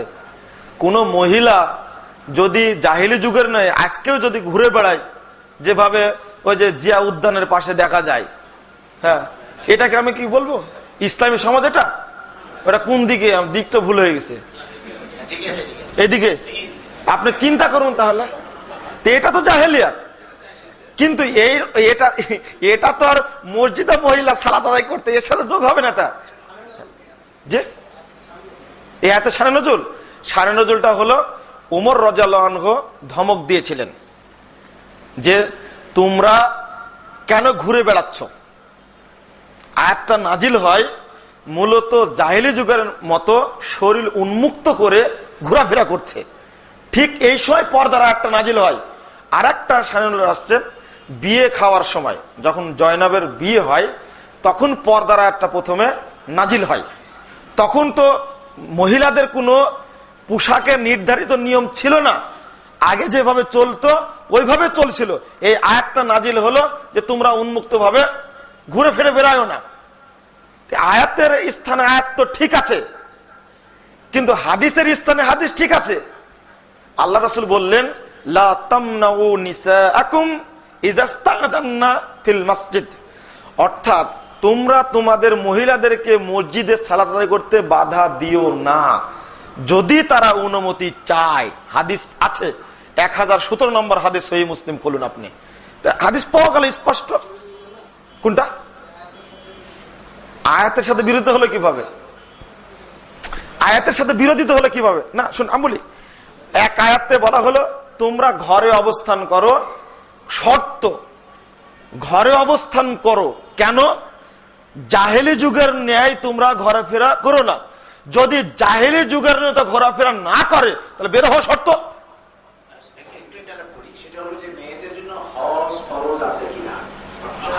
আচ্ছা, তো এটা আছে,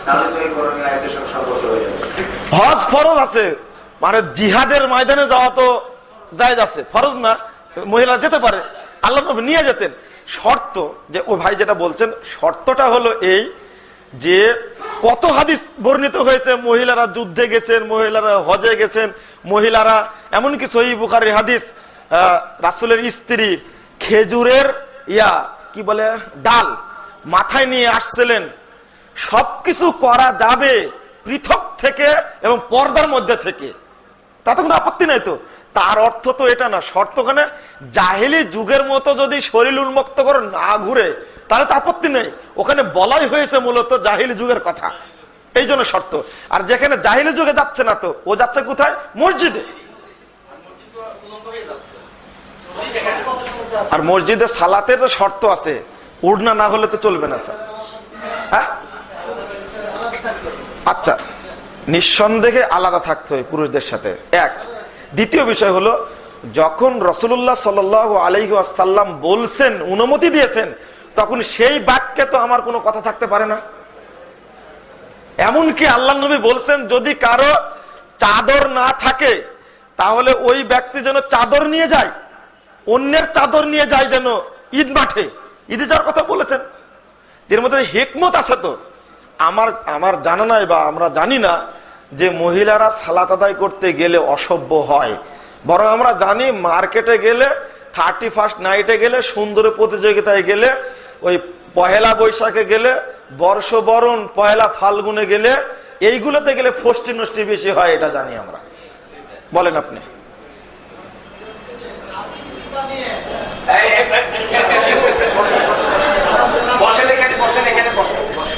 আমার প্রশ্ন শেষ করতে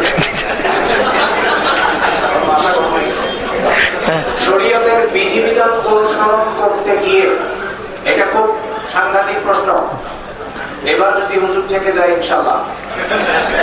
শরীয়তের বিধিবিধান অনুসরণ করতে গিয়ে আলেমরা 4টি মাযহাবে বিভক্ত হওয়া এবং প্রত্যেক মাযহাব একে অপরকে সঠিক বলে মন্তব্য করা সত্ত্বেও আপনারা সেই আলেমদের অনুসরণ না করে হাদিসের শানে উরুদ শব্দটা আমি বুঝি না, আচ্ছা, উরুদ ও প্রেক্ষাপট সম্পর্কে জ্ঞান না থাকা সত্ত্বেও সহিহ হাদিসে আছে বলে আপনারা সুবিধা অনুযায়ী আমল করতে গিয়ে যে ফিতনা তৈরি করছেন তা কতটুকু শরীয়ত সম্মত?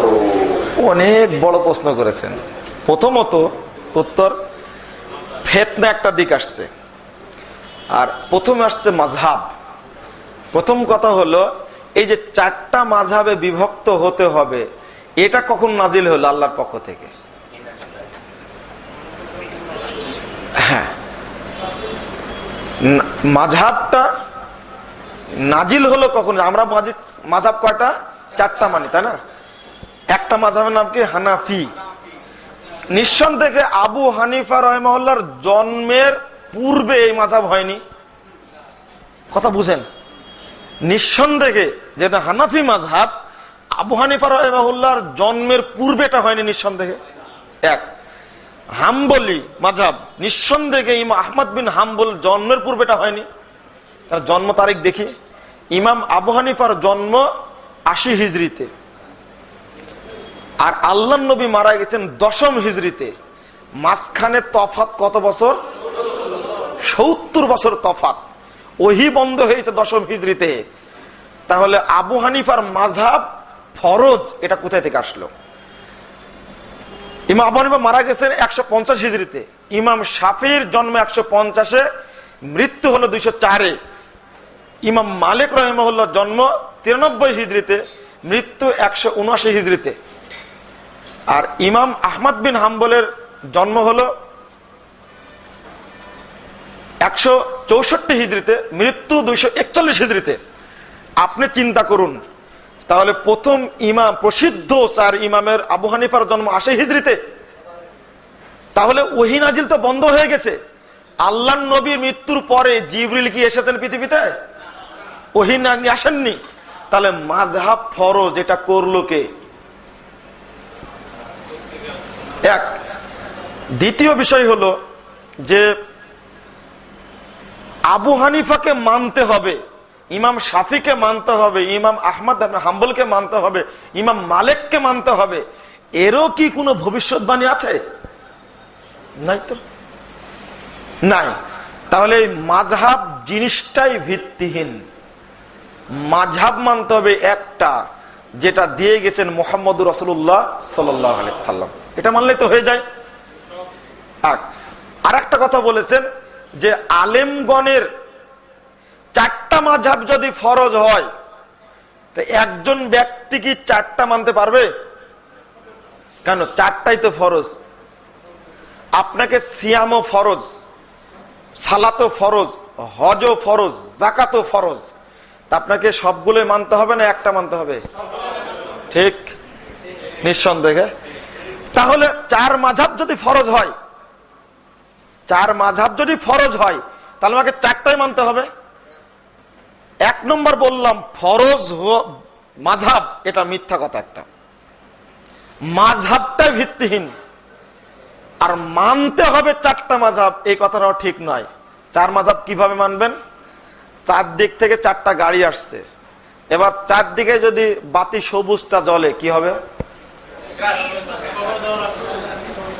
4 মাযহাব একসঙ্গে চলবে? হ্যাঁ, আপনি যদি 4 মসজিদে 4টা মাযহাব চলাতে যান একসঙ্গে, তাহলে মুসলিম ঐক্য ঠিক থাকবে? এটাকে ফরজ করলো কে? জি, আপনি কি বলছিলেন? জি জি জি, আচ্ছা। ও ভাই, প্রশ্ন রিলেটেড প্রশ্ন। ফাসআলু আহলা যিকরি ইন কুনতুম লা তা'লামুন বিল বাইয়িনাতি ওয়াজ জুবুর। এটা সূরা নাহলের 42 নম্বর আয়াত। এই আয়াতটার অর্থ হলো, তোমরা যদি না জানো আহলে জিকির যারা, তাদেরকে জিজ্ঞেস করো, তাদের জিজ্ঞেস করো।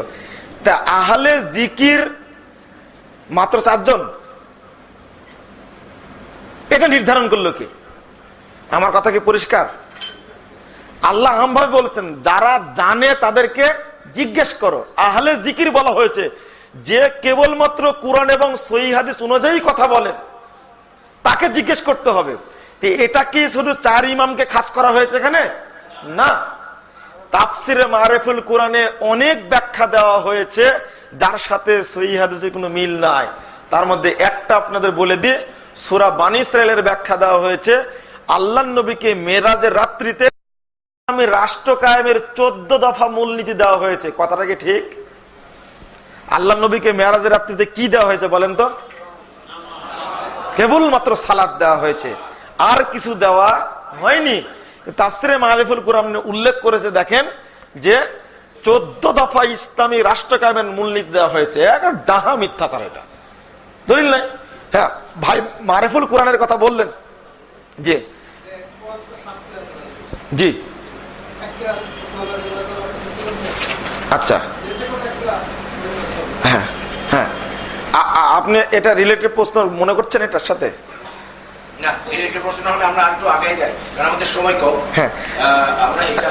একটা প্রশ্ন রাখেন, উত্তর দেব। আমি আপনার বলছিলাম যেটা, যে মাযহাব। এবার আমি বলি আবু হানিফার সাথে এবং হানাফি মাযহাবের সাথে তফাৎ কেমন, ইমাম শাফির সাথে শাফি মাযহাবের তফাৎ কেমন, ইমাম আহমদ বিন হাম্বলের সাথে হাম্বলি মাযহাবের তফাৎ কেমন, তারপরে ইমাম মালিকের সাথে মালিকি মাযহাবের তফাৎ কেমন। কথাটা কি পরিষ্কার? আচ্ছা, জিয়াউর রহমানের সাথে জিয়াউর রহমান দলের তফাৎ কেমন, শেখ মুজিবের সাথে আওয়ামী লীগের তফাৎ কেমন, কথা বুঝতে পারছেন? আজকে দেখতে পাচ্ছেন যেমন স্পষ্ট। আমি ওটা বুঝানোর জন্য উদাহরণটা টানলাম এই যুগে। ঠিক ইমাম আবু হানিফা রাহিমাহুল্লাহর সাথে হানাফি মাযহাবের কোনো মিল নেই। অনুরূপ ভাবে ইমাম শাফির সঙ্গে শাফি মাযহাবের কোনো মিল নেই। ইমাম আহমদ বিন হাম্বলের সঙ্গে ইমাম হাম্বলি মাযহাবের কোনো মিল নেই।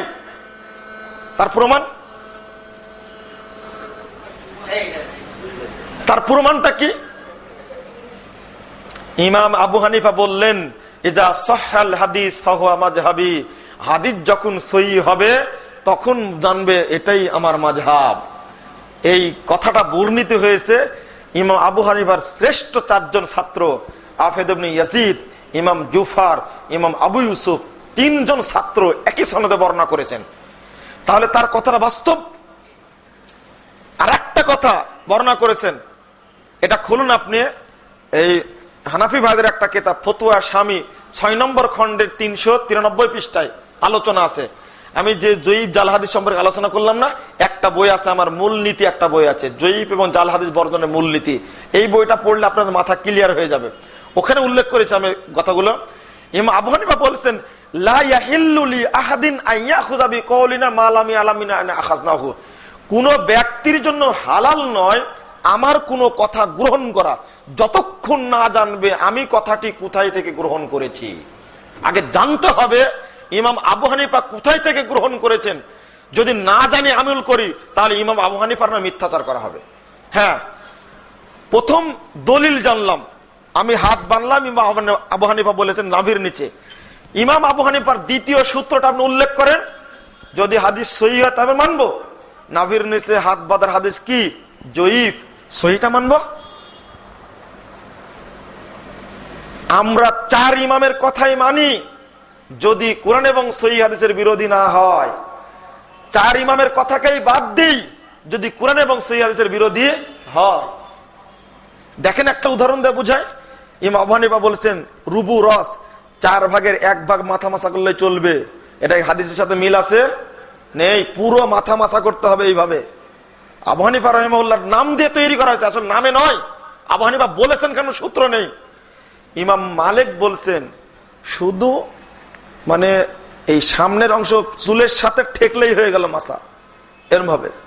এটা ইমাম মালিকের বক্তব্য। ইমাম শাফি বলছেন যে শুধু মাথা স্পর্শ করলেই হয়ে গেল। তাহলে 3 জনের কথাই হাদিসের বিরোধী, আমি 3টাকেই বাদ দিয়েছি, হাদিসটাকে গ্রহণ করেছি। পুরো মাথা শেষ থেকে আবার শুরুতে ছেড়ে দেব, এটা মাসা করা। কথা কি পরিষ্কার হয়েছে? এটা হাদিসের উপরে আমল করতে হবে, প্রত্যেক ইমাম এটাই বলে গেছেন। চলেন And পরে তিনটা প্রশ্ন করবো, তিনটা প্রশ্ন, কারণ বাকি প্রশ্নগুলো খুব জেনারেল প্রশ্ন মনে হয় এর মধ্যে উত্তর হয়ে গেছে, সময় নেই। তিনটা প্রশ্নের মধ্যে জটিলই আছে। মাসালা ফতোয়া দেওয়ার যোগ্যতার মাপকাঠি কি? একটি সহিহ হাদিসের অনুবাদ জেনে কি ফতোয়া দেওয়া যায় কিনা?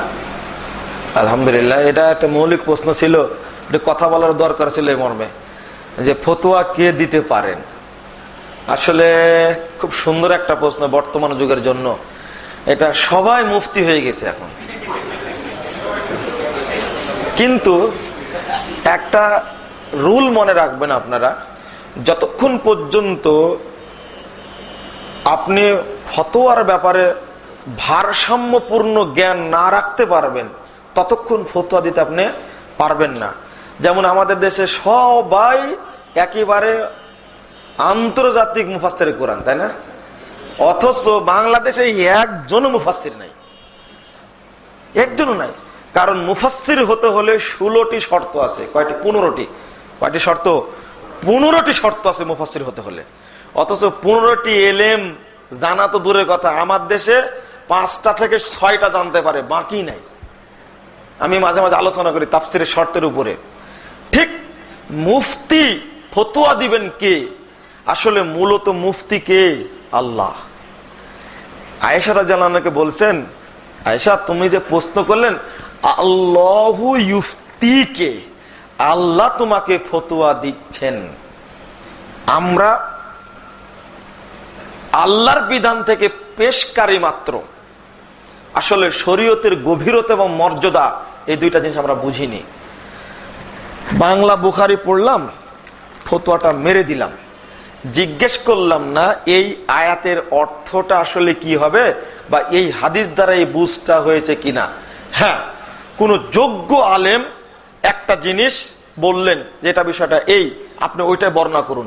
কিন্তু চট করে একটা মাসালা আপনি নিজে খুঁজে বের করতে গেলেন, বের করতে গিয়ে বাংলা বুখারি খুঁজে পড়ে বলে দিলেন এই হাদিস প্রমাণ করে এটা।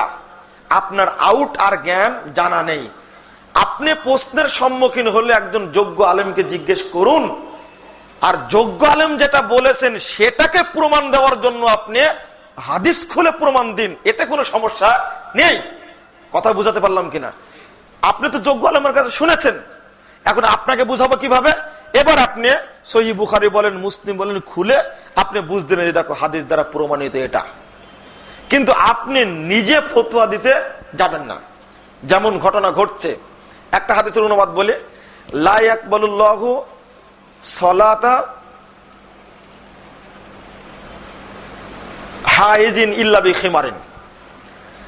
আল্লাহ রাব্বুল আলামিন ঋতুবতী মহিলার সালাত কবুল করবেন না যদি সে উড়না না পড়ে সালাত আদায় করে।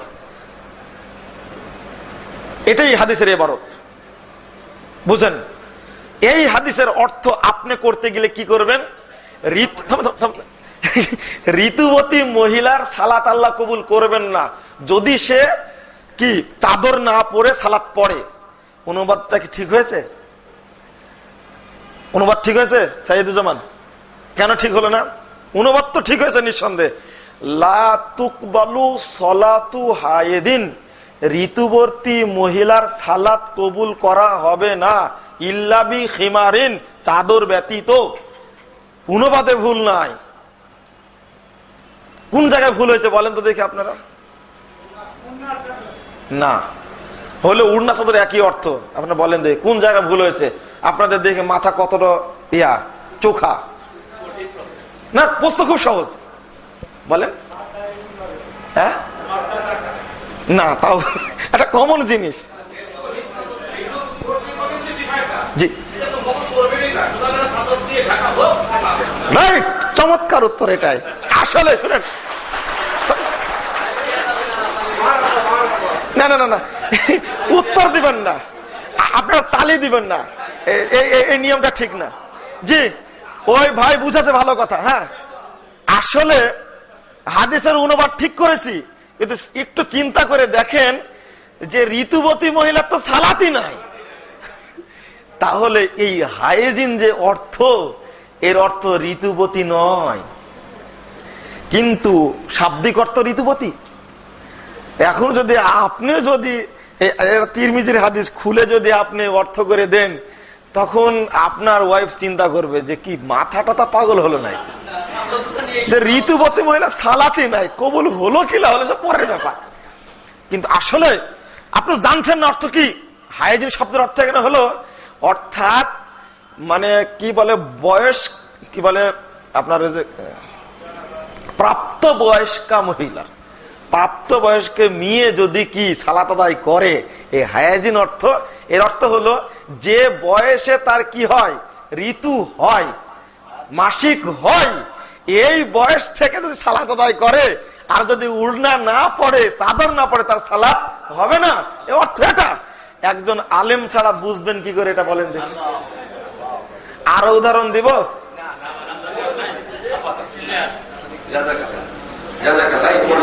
প্রশ্ন আরেকটা আছে। হ্যাঁ, উত্তর 9:03 বেজে গেছে, আধা ঘন্টা পেরিয়ে গেছে।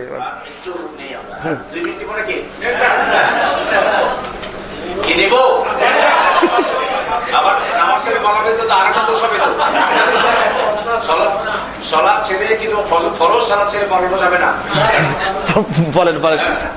রাসূল সাল্লাল্লাহু আলাইহি ওয়াসাল্লামের ইন্তেকালের পর সাহাবী ও তাবেঈনদের উপস্থিতিতে হযরত ওমর রাদিয়াল্লাহু তাআলা আনহু সাহাবীগণকে নিয়ে 20 রাকাত তারাবি সালাত করেন। ইহাতে কেউ ভিন্ন মত পোষণ না করা সত্ত্বেও আপনারা তারাবির সালাতকে কিভাবে 8 রাকাত সীমাবদ্ধ করেছেন, আপনারা করেছেন, তার কতটুকু শরীয়ত সম্মত? আপনি যে কথাটা বললেন যে আগে আপনারটা বলবেন দলিল, যে ওমর রাদিয়াল্লাহু আনহু সাহাবী তাবেঈদের নিয়ে 20 রাকাতের সিদ্ধান্ত নিয়েছেন। আইনাত দলিল, মানে দলিল কোথায়?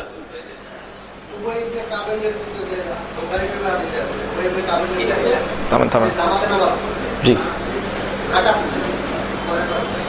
হ্যাঁ, উবাই ইবনে কাবের নেতৃত্বে নামাজ পড়ছেন। না না না না না, অনুবাদটা ভুল হলো। এই সহিহ বুখারী হাদিস আমি বলছি 2012 নম্বর হাদিসটা উনি যেটা বলছেন। হ্যাঁ, আসলে উনি পড়েননি, উনি ইমাম বানায় দিলেন। কাকে? উবাই ইবনে কাব এবং তামিমুদ দারিকে, দুইজনকে ইমাম বানায় দিলেন। উনি পড়েননি, পরের রাত্রিতে আবার দেখে বললেন নিমাতুল বিদাতু হাজি, কি চমৎকার নিয়ম, একসঙ্গে এক ইমামের নেতৃত্বে পড়ছেন। রাকাত উল্লেখ নাই, রাকাত আর এক হাদিসে উল্লেখ আছে। বুঝেন, মুয়াত্তা মালিক একটা গ্রন্থ, 115 পৃষ্ঠা একটা হাদিস বর্ণিত হয়েছে। হাদিসটা হলো সাহেব ইবনে ইয়াজিদ বলছেন, আমারা উমর ইবনুল খাত্তাব উবাই ইবনে কাব ও তামিম আদ-দারি আইয়ুসাল্লিয়া নাসা 11 রাকাহ। উমর রাদিয়াল্লাহু আনহু নির্দেশ দান করলেন উবাই ইবনে কাব এবং তামিমুদ দারিকে, তারা যেন লোকদেরকে 11 রাকাত সালাত পড়িয়ে দেন। এই হাদিসটিকে কোন মুহাদ্দিস জয়ীফ বলেননি, হাদিস সহিহ। এবার 20 রাকাতের কথা আসলো কেন? আমার তারাবির রাকাত সংখ্যা বইটা যারা আব্দুর রহিম সাহেবের কাছে পাবেন আপনারা, ওখানে জি এই বইটার মধ্যে যতগুলো বর্ণনা আসছে যে উমর রাদিয়াল্লাহু আনহু সম্পর্কে, তার ভাষাটা হলো উমরের যুগে চালু ছিল, উমরের যুগে আমরা পড়তাম, উমরের যুগে 20 রাকাত পড়া হতো, এই ধরনের কথা চালু আছে। এই মর্মে বর্ণনাগুলো উল্লেখ করেছে আমি 19টি কথা উল্লেখ করেছি, কিন্তু বর্ণনাগুলো ঠিক না, জয়ীফ, জাল, মুনকার।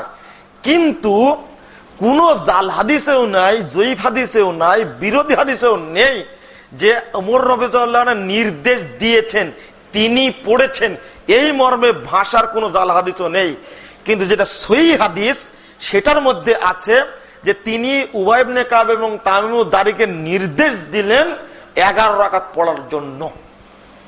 হ্যাঁ, তার নাম দিয়ে বর্ণনা করা হয়েছে অনেকগুলো, তার যুগে চালু ছিল, তার যুগে আমরা পড়তাম, আমরা দেখেছি, তার যুগে পেয়েছি, এই তো কথাগুলো আছে। এই বর্ণনাগুলো একটিও ঠিক নয়। এমনকি ওমর রাদিয়াল্লাহু আনহু যেমন জামাত চালু করলেন, তেমনি নির্দেশও দিলেন 11 রাকাত, হাদিস সহিহ। আপনি বা আমি কিভাবে বলতে পারি যে ওমর রাদিয়াল্লাহু আনহু চালু করেছেন 20 রাকাত? এ কথাও ঠিক না। 20 রাকাত নির্দেশ দিয়েছেন, এ কথাও ঠিক না। দলিল নেই, দলিলটা আগে সহিহ হতে হবে। আর আপনারা কি বিশ্বাস করেন ওমর রাদিয়াল্লাহু আনহু রাসূলের নীতি বিরোধী কোনো কাজ করবেন? প্রশ্ন আসে না? জি সুন্দর। আপনি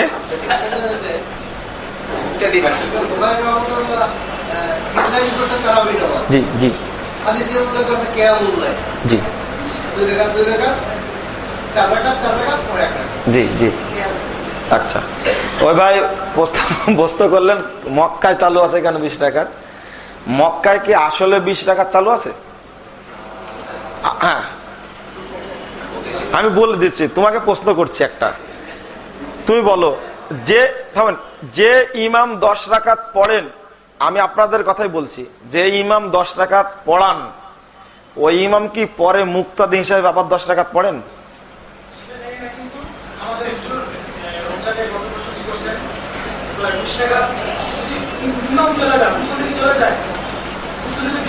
ওইটা বলছি না আমি আমি তোমাকে আরেকটা প্রশ্ন করি, তাহলে 20 রাকাত শুধু মুক্তাদির জন্য না ইমামের জন্য?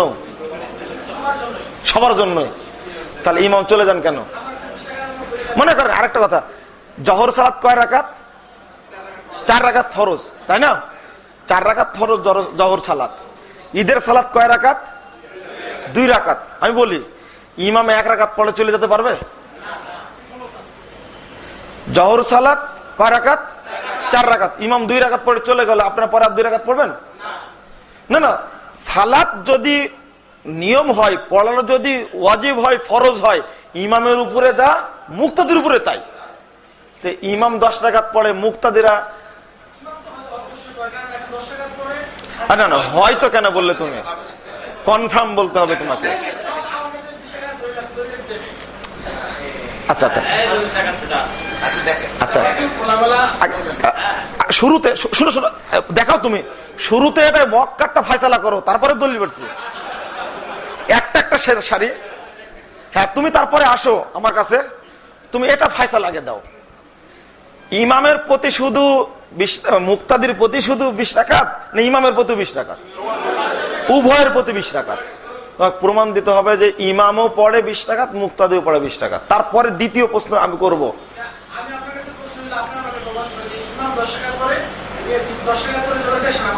তুমি দেখবা আর যারা পড়েছে তাকে জিজ্ঞেস করবা কি বলেছে। ইমামও পড়েছে,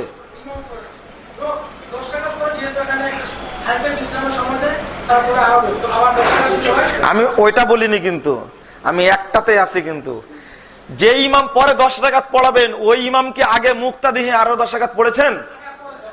হ্যাঁ পড়েছেন। আচ্ছা আচ্ছা কনফার্ম, আচ্ছা কনফার্ম হলো। হ্যাঁ, যে আমি মেনে নিলাম পড়েছেন। আচ্ছা আমি মেনে নিলাম পড়েছেন 20 টাকাতে, প্রথম কথা ঠিক আছে। আপনাদের জি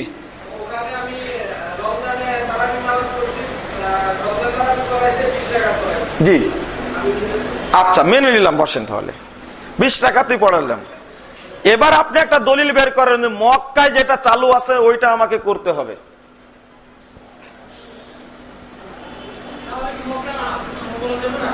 ওটা পরে, মক্কায় যেটা চালু আছে ওইটা করবে, এটার দলিল কোথায়?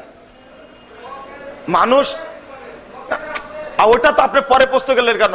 আমি পরে বলবো, এটা মক্কায় আমি পরে বলবো, আমার প্রশ্নের উত্তর দেন একটা। এটা কিন্তু সারি একটা বিষয়। মক্কায় যেটা চালু আছে ওইটাই করতে হবে, এই মর্মে দলিল আছে? একটা দলিল চাই। সাইদুজ্জামান তোমরা উঠো, আছে এরকম? নেই। মুসলিম উম্মাহকে নির্দেশ দেওয়া হয়েছে পবিত্র কোরআন এবং সহিহ হাদিসে যা আছে তাই মেনে চলো। তুমি মক্কায় এখন চালু আছে সৌদি আরব রাজতন্ত্র, জায়েজ রাজতন্ত্র, এটা তো বুঝতেন ভালো করে। আজ থেকে 86 বছর আগে এই মক্কায় কাবা ঘরে 4টা মুসাল্লা ছিল। কয়টা? একদিকে হানাফি, একদিকে শাফি, একদিকে হাম্বলি, একদিকে মালিকি, 4টা মুসাল্লা ছিল। এই ব্যাপারে আপনার জানা আছে কি? হ্যাঁ, কারোই জানা নাই? এটা ছিল, এটা ছিল। ওটা কি জায়েজ? ওই এখন তো নাই, এখন তো নাই, তাই বলবেন যে চলবে না। কিন্তু আগে যে ছিল 556 বছর টিকে ছিল, এটা 556 বছর। এখন তো কেবল 86 বছর হয়েছে। তাহলে আমি বলবো ওইটাও জায়েজ। তাহলে বাইতুল মুকাররমে 4টা মুসাল্লা করেন, অন্তত দুইটা করেন, একবার আহলে হাদিসরা পড়বে, একটা হানাফিরা পড়বে, এটা করেন। অথবা একবার দেওবন্দি পড়বে, একবার বেরলভিরা পড়বে। তা তো করা যাবে না। মক্কায় চালু থাকলে করতে হবে। কে বলেছে? এক, মক্কায় চালু। আজকে আমি 20 রাকাত তারাবি পড়বো, আজকে আপনার সব চলেন বাইতুল মুকাররমে চলেন, 20 রাকাত তারাবি পড়বো। মক্কায় চালু আছে তাই পড়বো, সামাজিক ভাবে মেনে নিলাম। তো মক্কায় 20 রাকাত তারাবি যেভাবে হয় ওইভাবে পড়বো।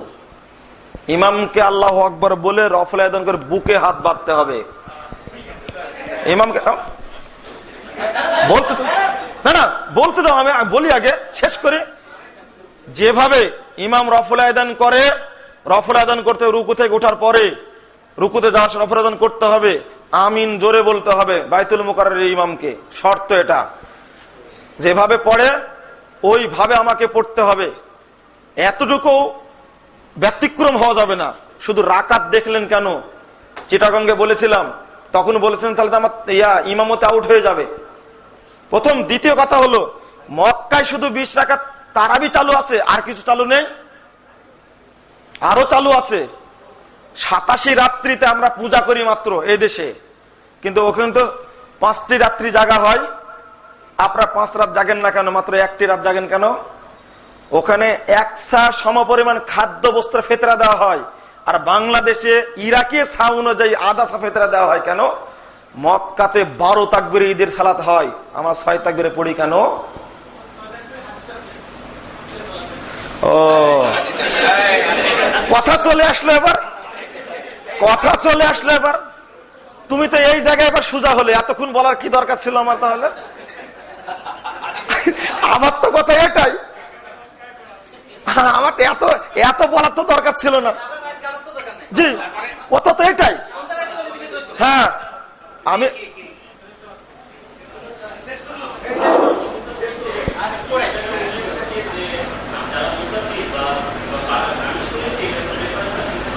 জি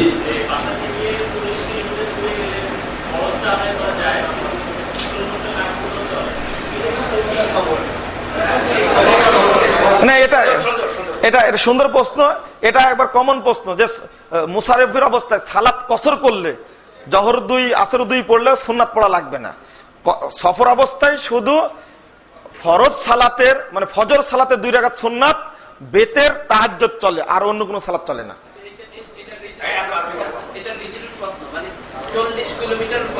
ওটা ভুল। 40-48 কিলোমিটার এটা নির্ধারিত নিয়ম নাই। জি জি জি জি, এটা সফর অবস্থা যখন যাবেন তখন। হ্যাঁ, 20 রাকাত তারাবির ব্যাপারে আমি শেষ কথা বলতে চাই। জি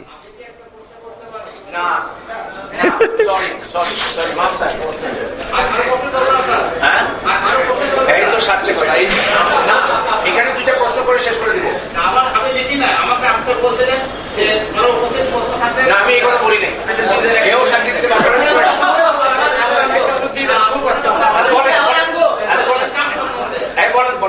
আমি আচ্ছা আপনারটাই বলেন, খুব দাবি, আপনি একটু বয়স্ক মানুষ, বলেন। সংক্ষেপে বলেন। বলছি যে 2009 সালে মাওলানা আবুল কালাম আজাদ সাহেব টিভিতে বলছিলেন যে ব্যাংকের যারা ইনকাম করে চাকরি করে তাদের পয়সা অবৈধ, তাদের পয়সাতে কোনো কাজ করা যাবে না, মানে বৈধ হবে না। জি, আমার সেই প্রশ্নকে ওটা ধরে নিই, টিভিতে খোলা করে বলেছিলেন যে আমরা ধরে নিই যে ব্যাংক বিমা যারা ইনকাম করে পয়সা লেনদেন করে তাদের পয়সা দিয়ে সেইটা দায়ী হবে কিনা। আমরা এদের টাইম তো অনেক চলে যাবে, এটাতে অনেক টাইম চলে যাবে, কারণ এগুলো আগে সব ব্যাখ্যা, অর্থনীতির ব্যাপার, সব ব্যাখ্যা বুঝাতে গেলে আধা ঘন্টার সময় লাগবে। আমরা এই প্রশ্নটা অফ রাখবো, আমরা এই প্রশ্নটা লিখে দেননি। আচ্ছা আচ্ছা, এটা উনি যেটা বললেন আর কি বুঝারই বিষয়, নিঃসন্দেহে এটা আবুল কালাম আজাদ নিঃসন্দেহে এক বাক্যে উত্তরটা দেননি, বুঝিয়ে বলেছেন এটা। কারণ যেখানে সুদ লেখা হয়, সাক্ষী রাখা হয়, এটা সুদি কারবার যেখানে থাকে সেটা হারাম, পরিষ্কার। আমরা বলে থাকি এটা, আমরাও পরিষ্কার এই কথাটাই বলে থাকি। এই রুজি হালাল হবে না, এই মর্মে সকল উলামা কেরাম একমত। আমরা শেষে এতটুকু বলি যে ব্যাংকে আপনি চাকরি না করে, বাংলাদেশের কত পার্সেন্ট লোক ব্যাংকে চাকরি করে? কত পার্সেন্ট লোক? 1%? না না, তাও হবে না, 0.05। 05 বলে 50, আমার মনে হয় না, আরো কম হবে। জি জি, হলো। আল্লাহ রাব্বুল আলামিন যদি অন্যদেরকে এত লোককে রুজি দিতে পারেন, আপনাদের দিতে পারবে। আমি শেষ কথা এটা বলি আর কি, হ্যাঁ, ব্যাংক বন্ধ হয়ে যাবে সেটা বললেন আপনি। ব্যাংক বন্ধ হবে কেন? আজকে বিসিএস এর ছাত্ররা যদি আন্দোলন করে আদায় করতে পারে, আমি ব্যাংক বন্ধ করার কথা বলছি না। আমি বলছি যে সৌদি আরব যদি চলতে পারে, কুয়েত যদি চলতে পারে, শ্রীলঙ্কা যদি চলতে পারে, বাংলাদেশে চলতে পারবে সুদ ছাড়া ইনশাআল্লাহ। চলতে পারে না? হ্যাঁ। ওকে, এরপরে আসি আমাদের শেষ প্রশ্ন। এখন কোন প্রশ্ন আমি লিখে দিতে বলছি? নো সরি, আপনি একটু বানায় কথা বলছেন। জি জি, বলা যাবে। শেষ প্রশ্ন দুটি একসঙ্গে করি। ফজর সালাতের শেষে, জি, ফজরের সালাত শেষে ইমাম সাহেব মুসল্লিদের সহ উচ্চ স্বরে সূরা আল হাশরের অংশ বিশেষ পাঠ করেন, অর্থাৎ শেষ 3 আয়াত। এটা বাধ্যতামূলক কিনা এর ফজিলত সম্পর্কে জানাবেন। আর শেষে হলো 19 নম্বর প্রশ্ন, মৃত ব্যক্তির জন্য মিলাদ, 40 কোরআনখানি করা উচিত কিনা, সংক্ষেপে চাই। মৃত ব্যক্তির জন্য 40 কোরআনখানি, এগুলো রাসূল সাল্লাল্লাহু আলাইহি ওয়াসাল্লামের যুগে ছিল না, সাহাবীদের যুগে ছিল না, তাবেঈদের ছিল না। 625 হিজরিতে এটা চালু হয়েছে। এটা বেদাতি কারবার, কোন মুসলিম এটা করবে না। বরং মৃত্যু ব্যক্তির জন্য দোয়া করবে, সাদাকা করবে, অনেক হাদিস বর্ণিত হয়েছে। এক। আর ফজর সালাতের পরে সূরা হাশর পড়ার যে হাদিসটি তিরমিজিতে আসছে, আপনি দেখবেন 27-29 নম্বর হাদিস। এই হাদিসটিকে ইমাম তিরমিজি নিজেই গরীব বলেছেন, জয়ীব বলেছেন। এটা এর সনদে একজন রাবি আছে, আলী ইবনু যায়েদ ইবনু জুদান। এই রাবিটা মিথ্যুক রাবি, এই রাবির হাদিস গ্রহণযোগ্য নয়। আপনি সূরা মুলক পড়তে পারেন। সূরা মুলকের এত ফজিলত, আপনি প্রত্যেকদিন পড়বেন সূরা মুলক। আল্লাহ রাসূল মুহাম্মদ সাল্লাল্লাহু আলাইহি ওয়াসাল্লাম বলেছেন, ওই ব্যক্তির কবরের আযাব টোটালি আল্লাহ মাফ করে দিবেন। এটা সূরা মুলকের ফজিলত। সম্মিলিত করা যাবে কিনা? সম্মিলিত কেন বললেন? এটা সম্মিলিত পড়ার কথাও নাই তো। ও সরি, খুব সুন্দর একটা কথা বলেছেন। ওই জয়ীফ হাদিসে কিন্তু সম্মিলিত পড়ার কথাও নেই, ওই সুর করে সম্মিলিত পড়ার কথা নেই। কিন্তু এটা আমরা করে নিয়েছি, জিকিরের সুরে সুরে এটাও করে নিয়েছি। জি জি জি জি জি জি জি, হ্যাঁ হ্যাঁ, ওই হাদিসের মধ্যে আছে। জি হ্যাঁ, ওটা ঠিকই, ওই একই হাদিস। যে ব্যক্তি সূরা হাশর সন্ধ্যায় পড়বে, সন্ধ্যা থেকে সকাল পর্যন্ত যদি মারা যায়, শহীদ হয়ে মারা যাবে, এবং এই সময়টুকু 70,000 ফেরেশতাদের মাগফিরাত কামনা করবে। আবার সকালে যদি পড়ে, ফজর পড়ে, আবার সন্ধ্যা পর্যন্ত ওই ব্যক্তির জন্য 70,000 ফেরেশতা মাগফিরাত কামনা করবে। যদি মারা যায় এই সময় শহীদ হয়ে মারা যাবে। সুবহানাল্লাহ বলেন না। এই হাদিস হলো জয়ীফ হাদিস, যেটা বললাম ওই হাদিসেরই অংশ। এই হাদিস আমল করা যাবে না। মানে উনি নিজেই জয়ীফ বলছেন এটা? জি জি জি,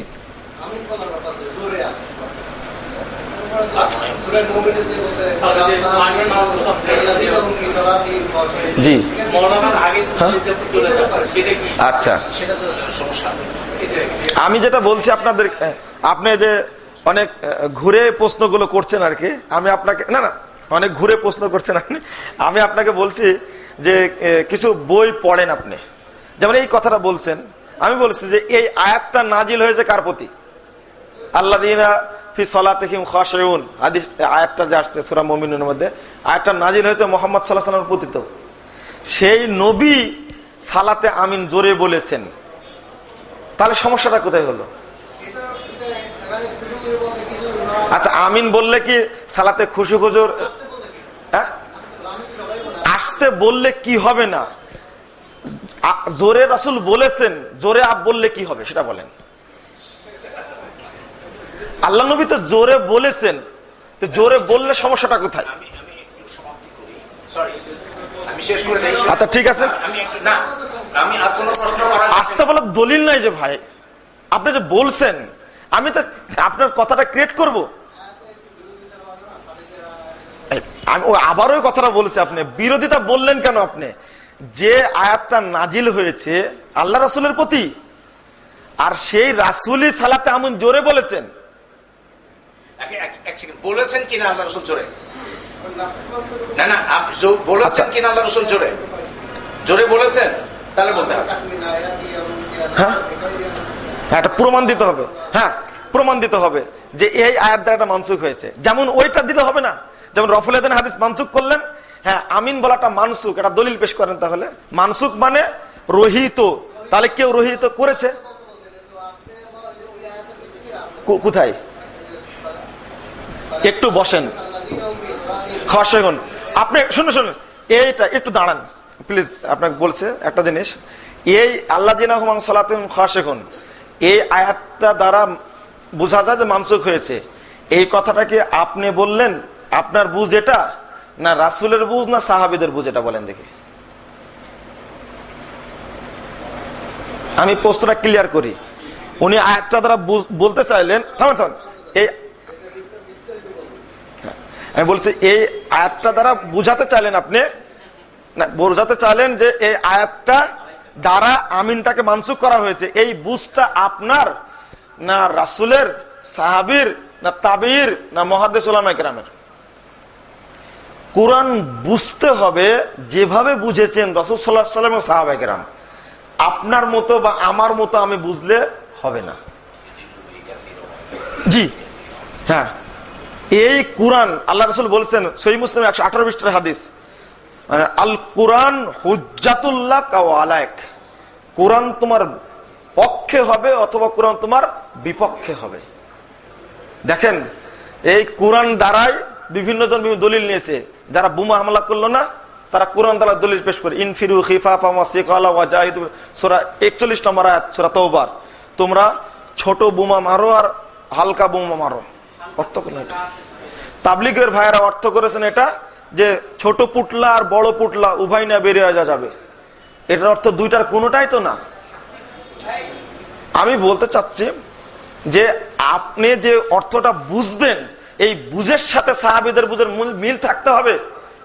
যেমন আল্লামা গাজালি, ইমাম গাজালি নাম শুনেছেন আপনার? মানসুর হাল্লাজ, ইমাম জামাকশারি, তারপরে বাইজিদ বোস্তামি, এই সমস্ত ব্যক্তিরা কিন্তু কোরআন পড়ে নিজেই, বাইজিদ বোস্তামি বলছেন আমি আল্লাহকে খুঁজলাম, খুঁজে খুঁজে দেখছি আনাল্লাহ, আমি নিজেই আল্লাহ। এটা কোরআন পড়ে দলিল দিচ্ছেন। এটা তো সরি ভাই, আমি এখানে খুব দুঃখ প্রকাশ করছি। আপনি যেটা বলবেন কোরআনের দলিল যে আয়াতের ক্ষেত্রে পেশ করবেন, আমি অনেক দলিল পেশ করতে পারবো বিভিন্ন জিনিস নাকচ করার জন্য। কোরআন দ্বারাই কোরআনের বিরুদ্ধে পেশ করা যাবে, কিন্তু বিরুদ্ধে পেশ করেননি। আর এটা করতে গিয়ে অনেক মানুষ পথভ্রষ্ট হয়েছে। আশা করি আবার অন্যদিন আসবো। আমি বলে দিচ্ছি আমার সুযোগ মতো আপনাদের সাথে আবার কথা হবে ইনশাল্লাহ। আজকে শেষ এটা নয়, আমি শেষ করছি। আল্লাহ রাব্বুল আলামিন যেন আমাদেরকে বরকত দান করেন, আল্লাহুম্মা আমিন। আল্লাহ আপনাকে ধন্যবাদ, এটা আপনার ব্যাপার, আপনি আয়োজন করেন, উনি বসবেন, আমি বলবো পয়সা করে খরচ করেন, আয়োজন করেন। আচ্ছা ঠিক আছে। সুবহানাকাল্লাহুম্মা ওয়া বিহামদিকা আশহাদু আল্লা ইলাহা ইল্লা আনতা আস্তাগফিরুকা ওয়া আতুবু ইলাইকা। ওয়া আসসালামু আলাইকুম ওয়া রাহমাতুল্লাহি ওয়া বারাকাতুহু।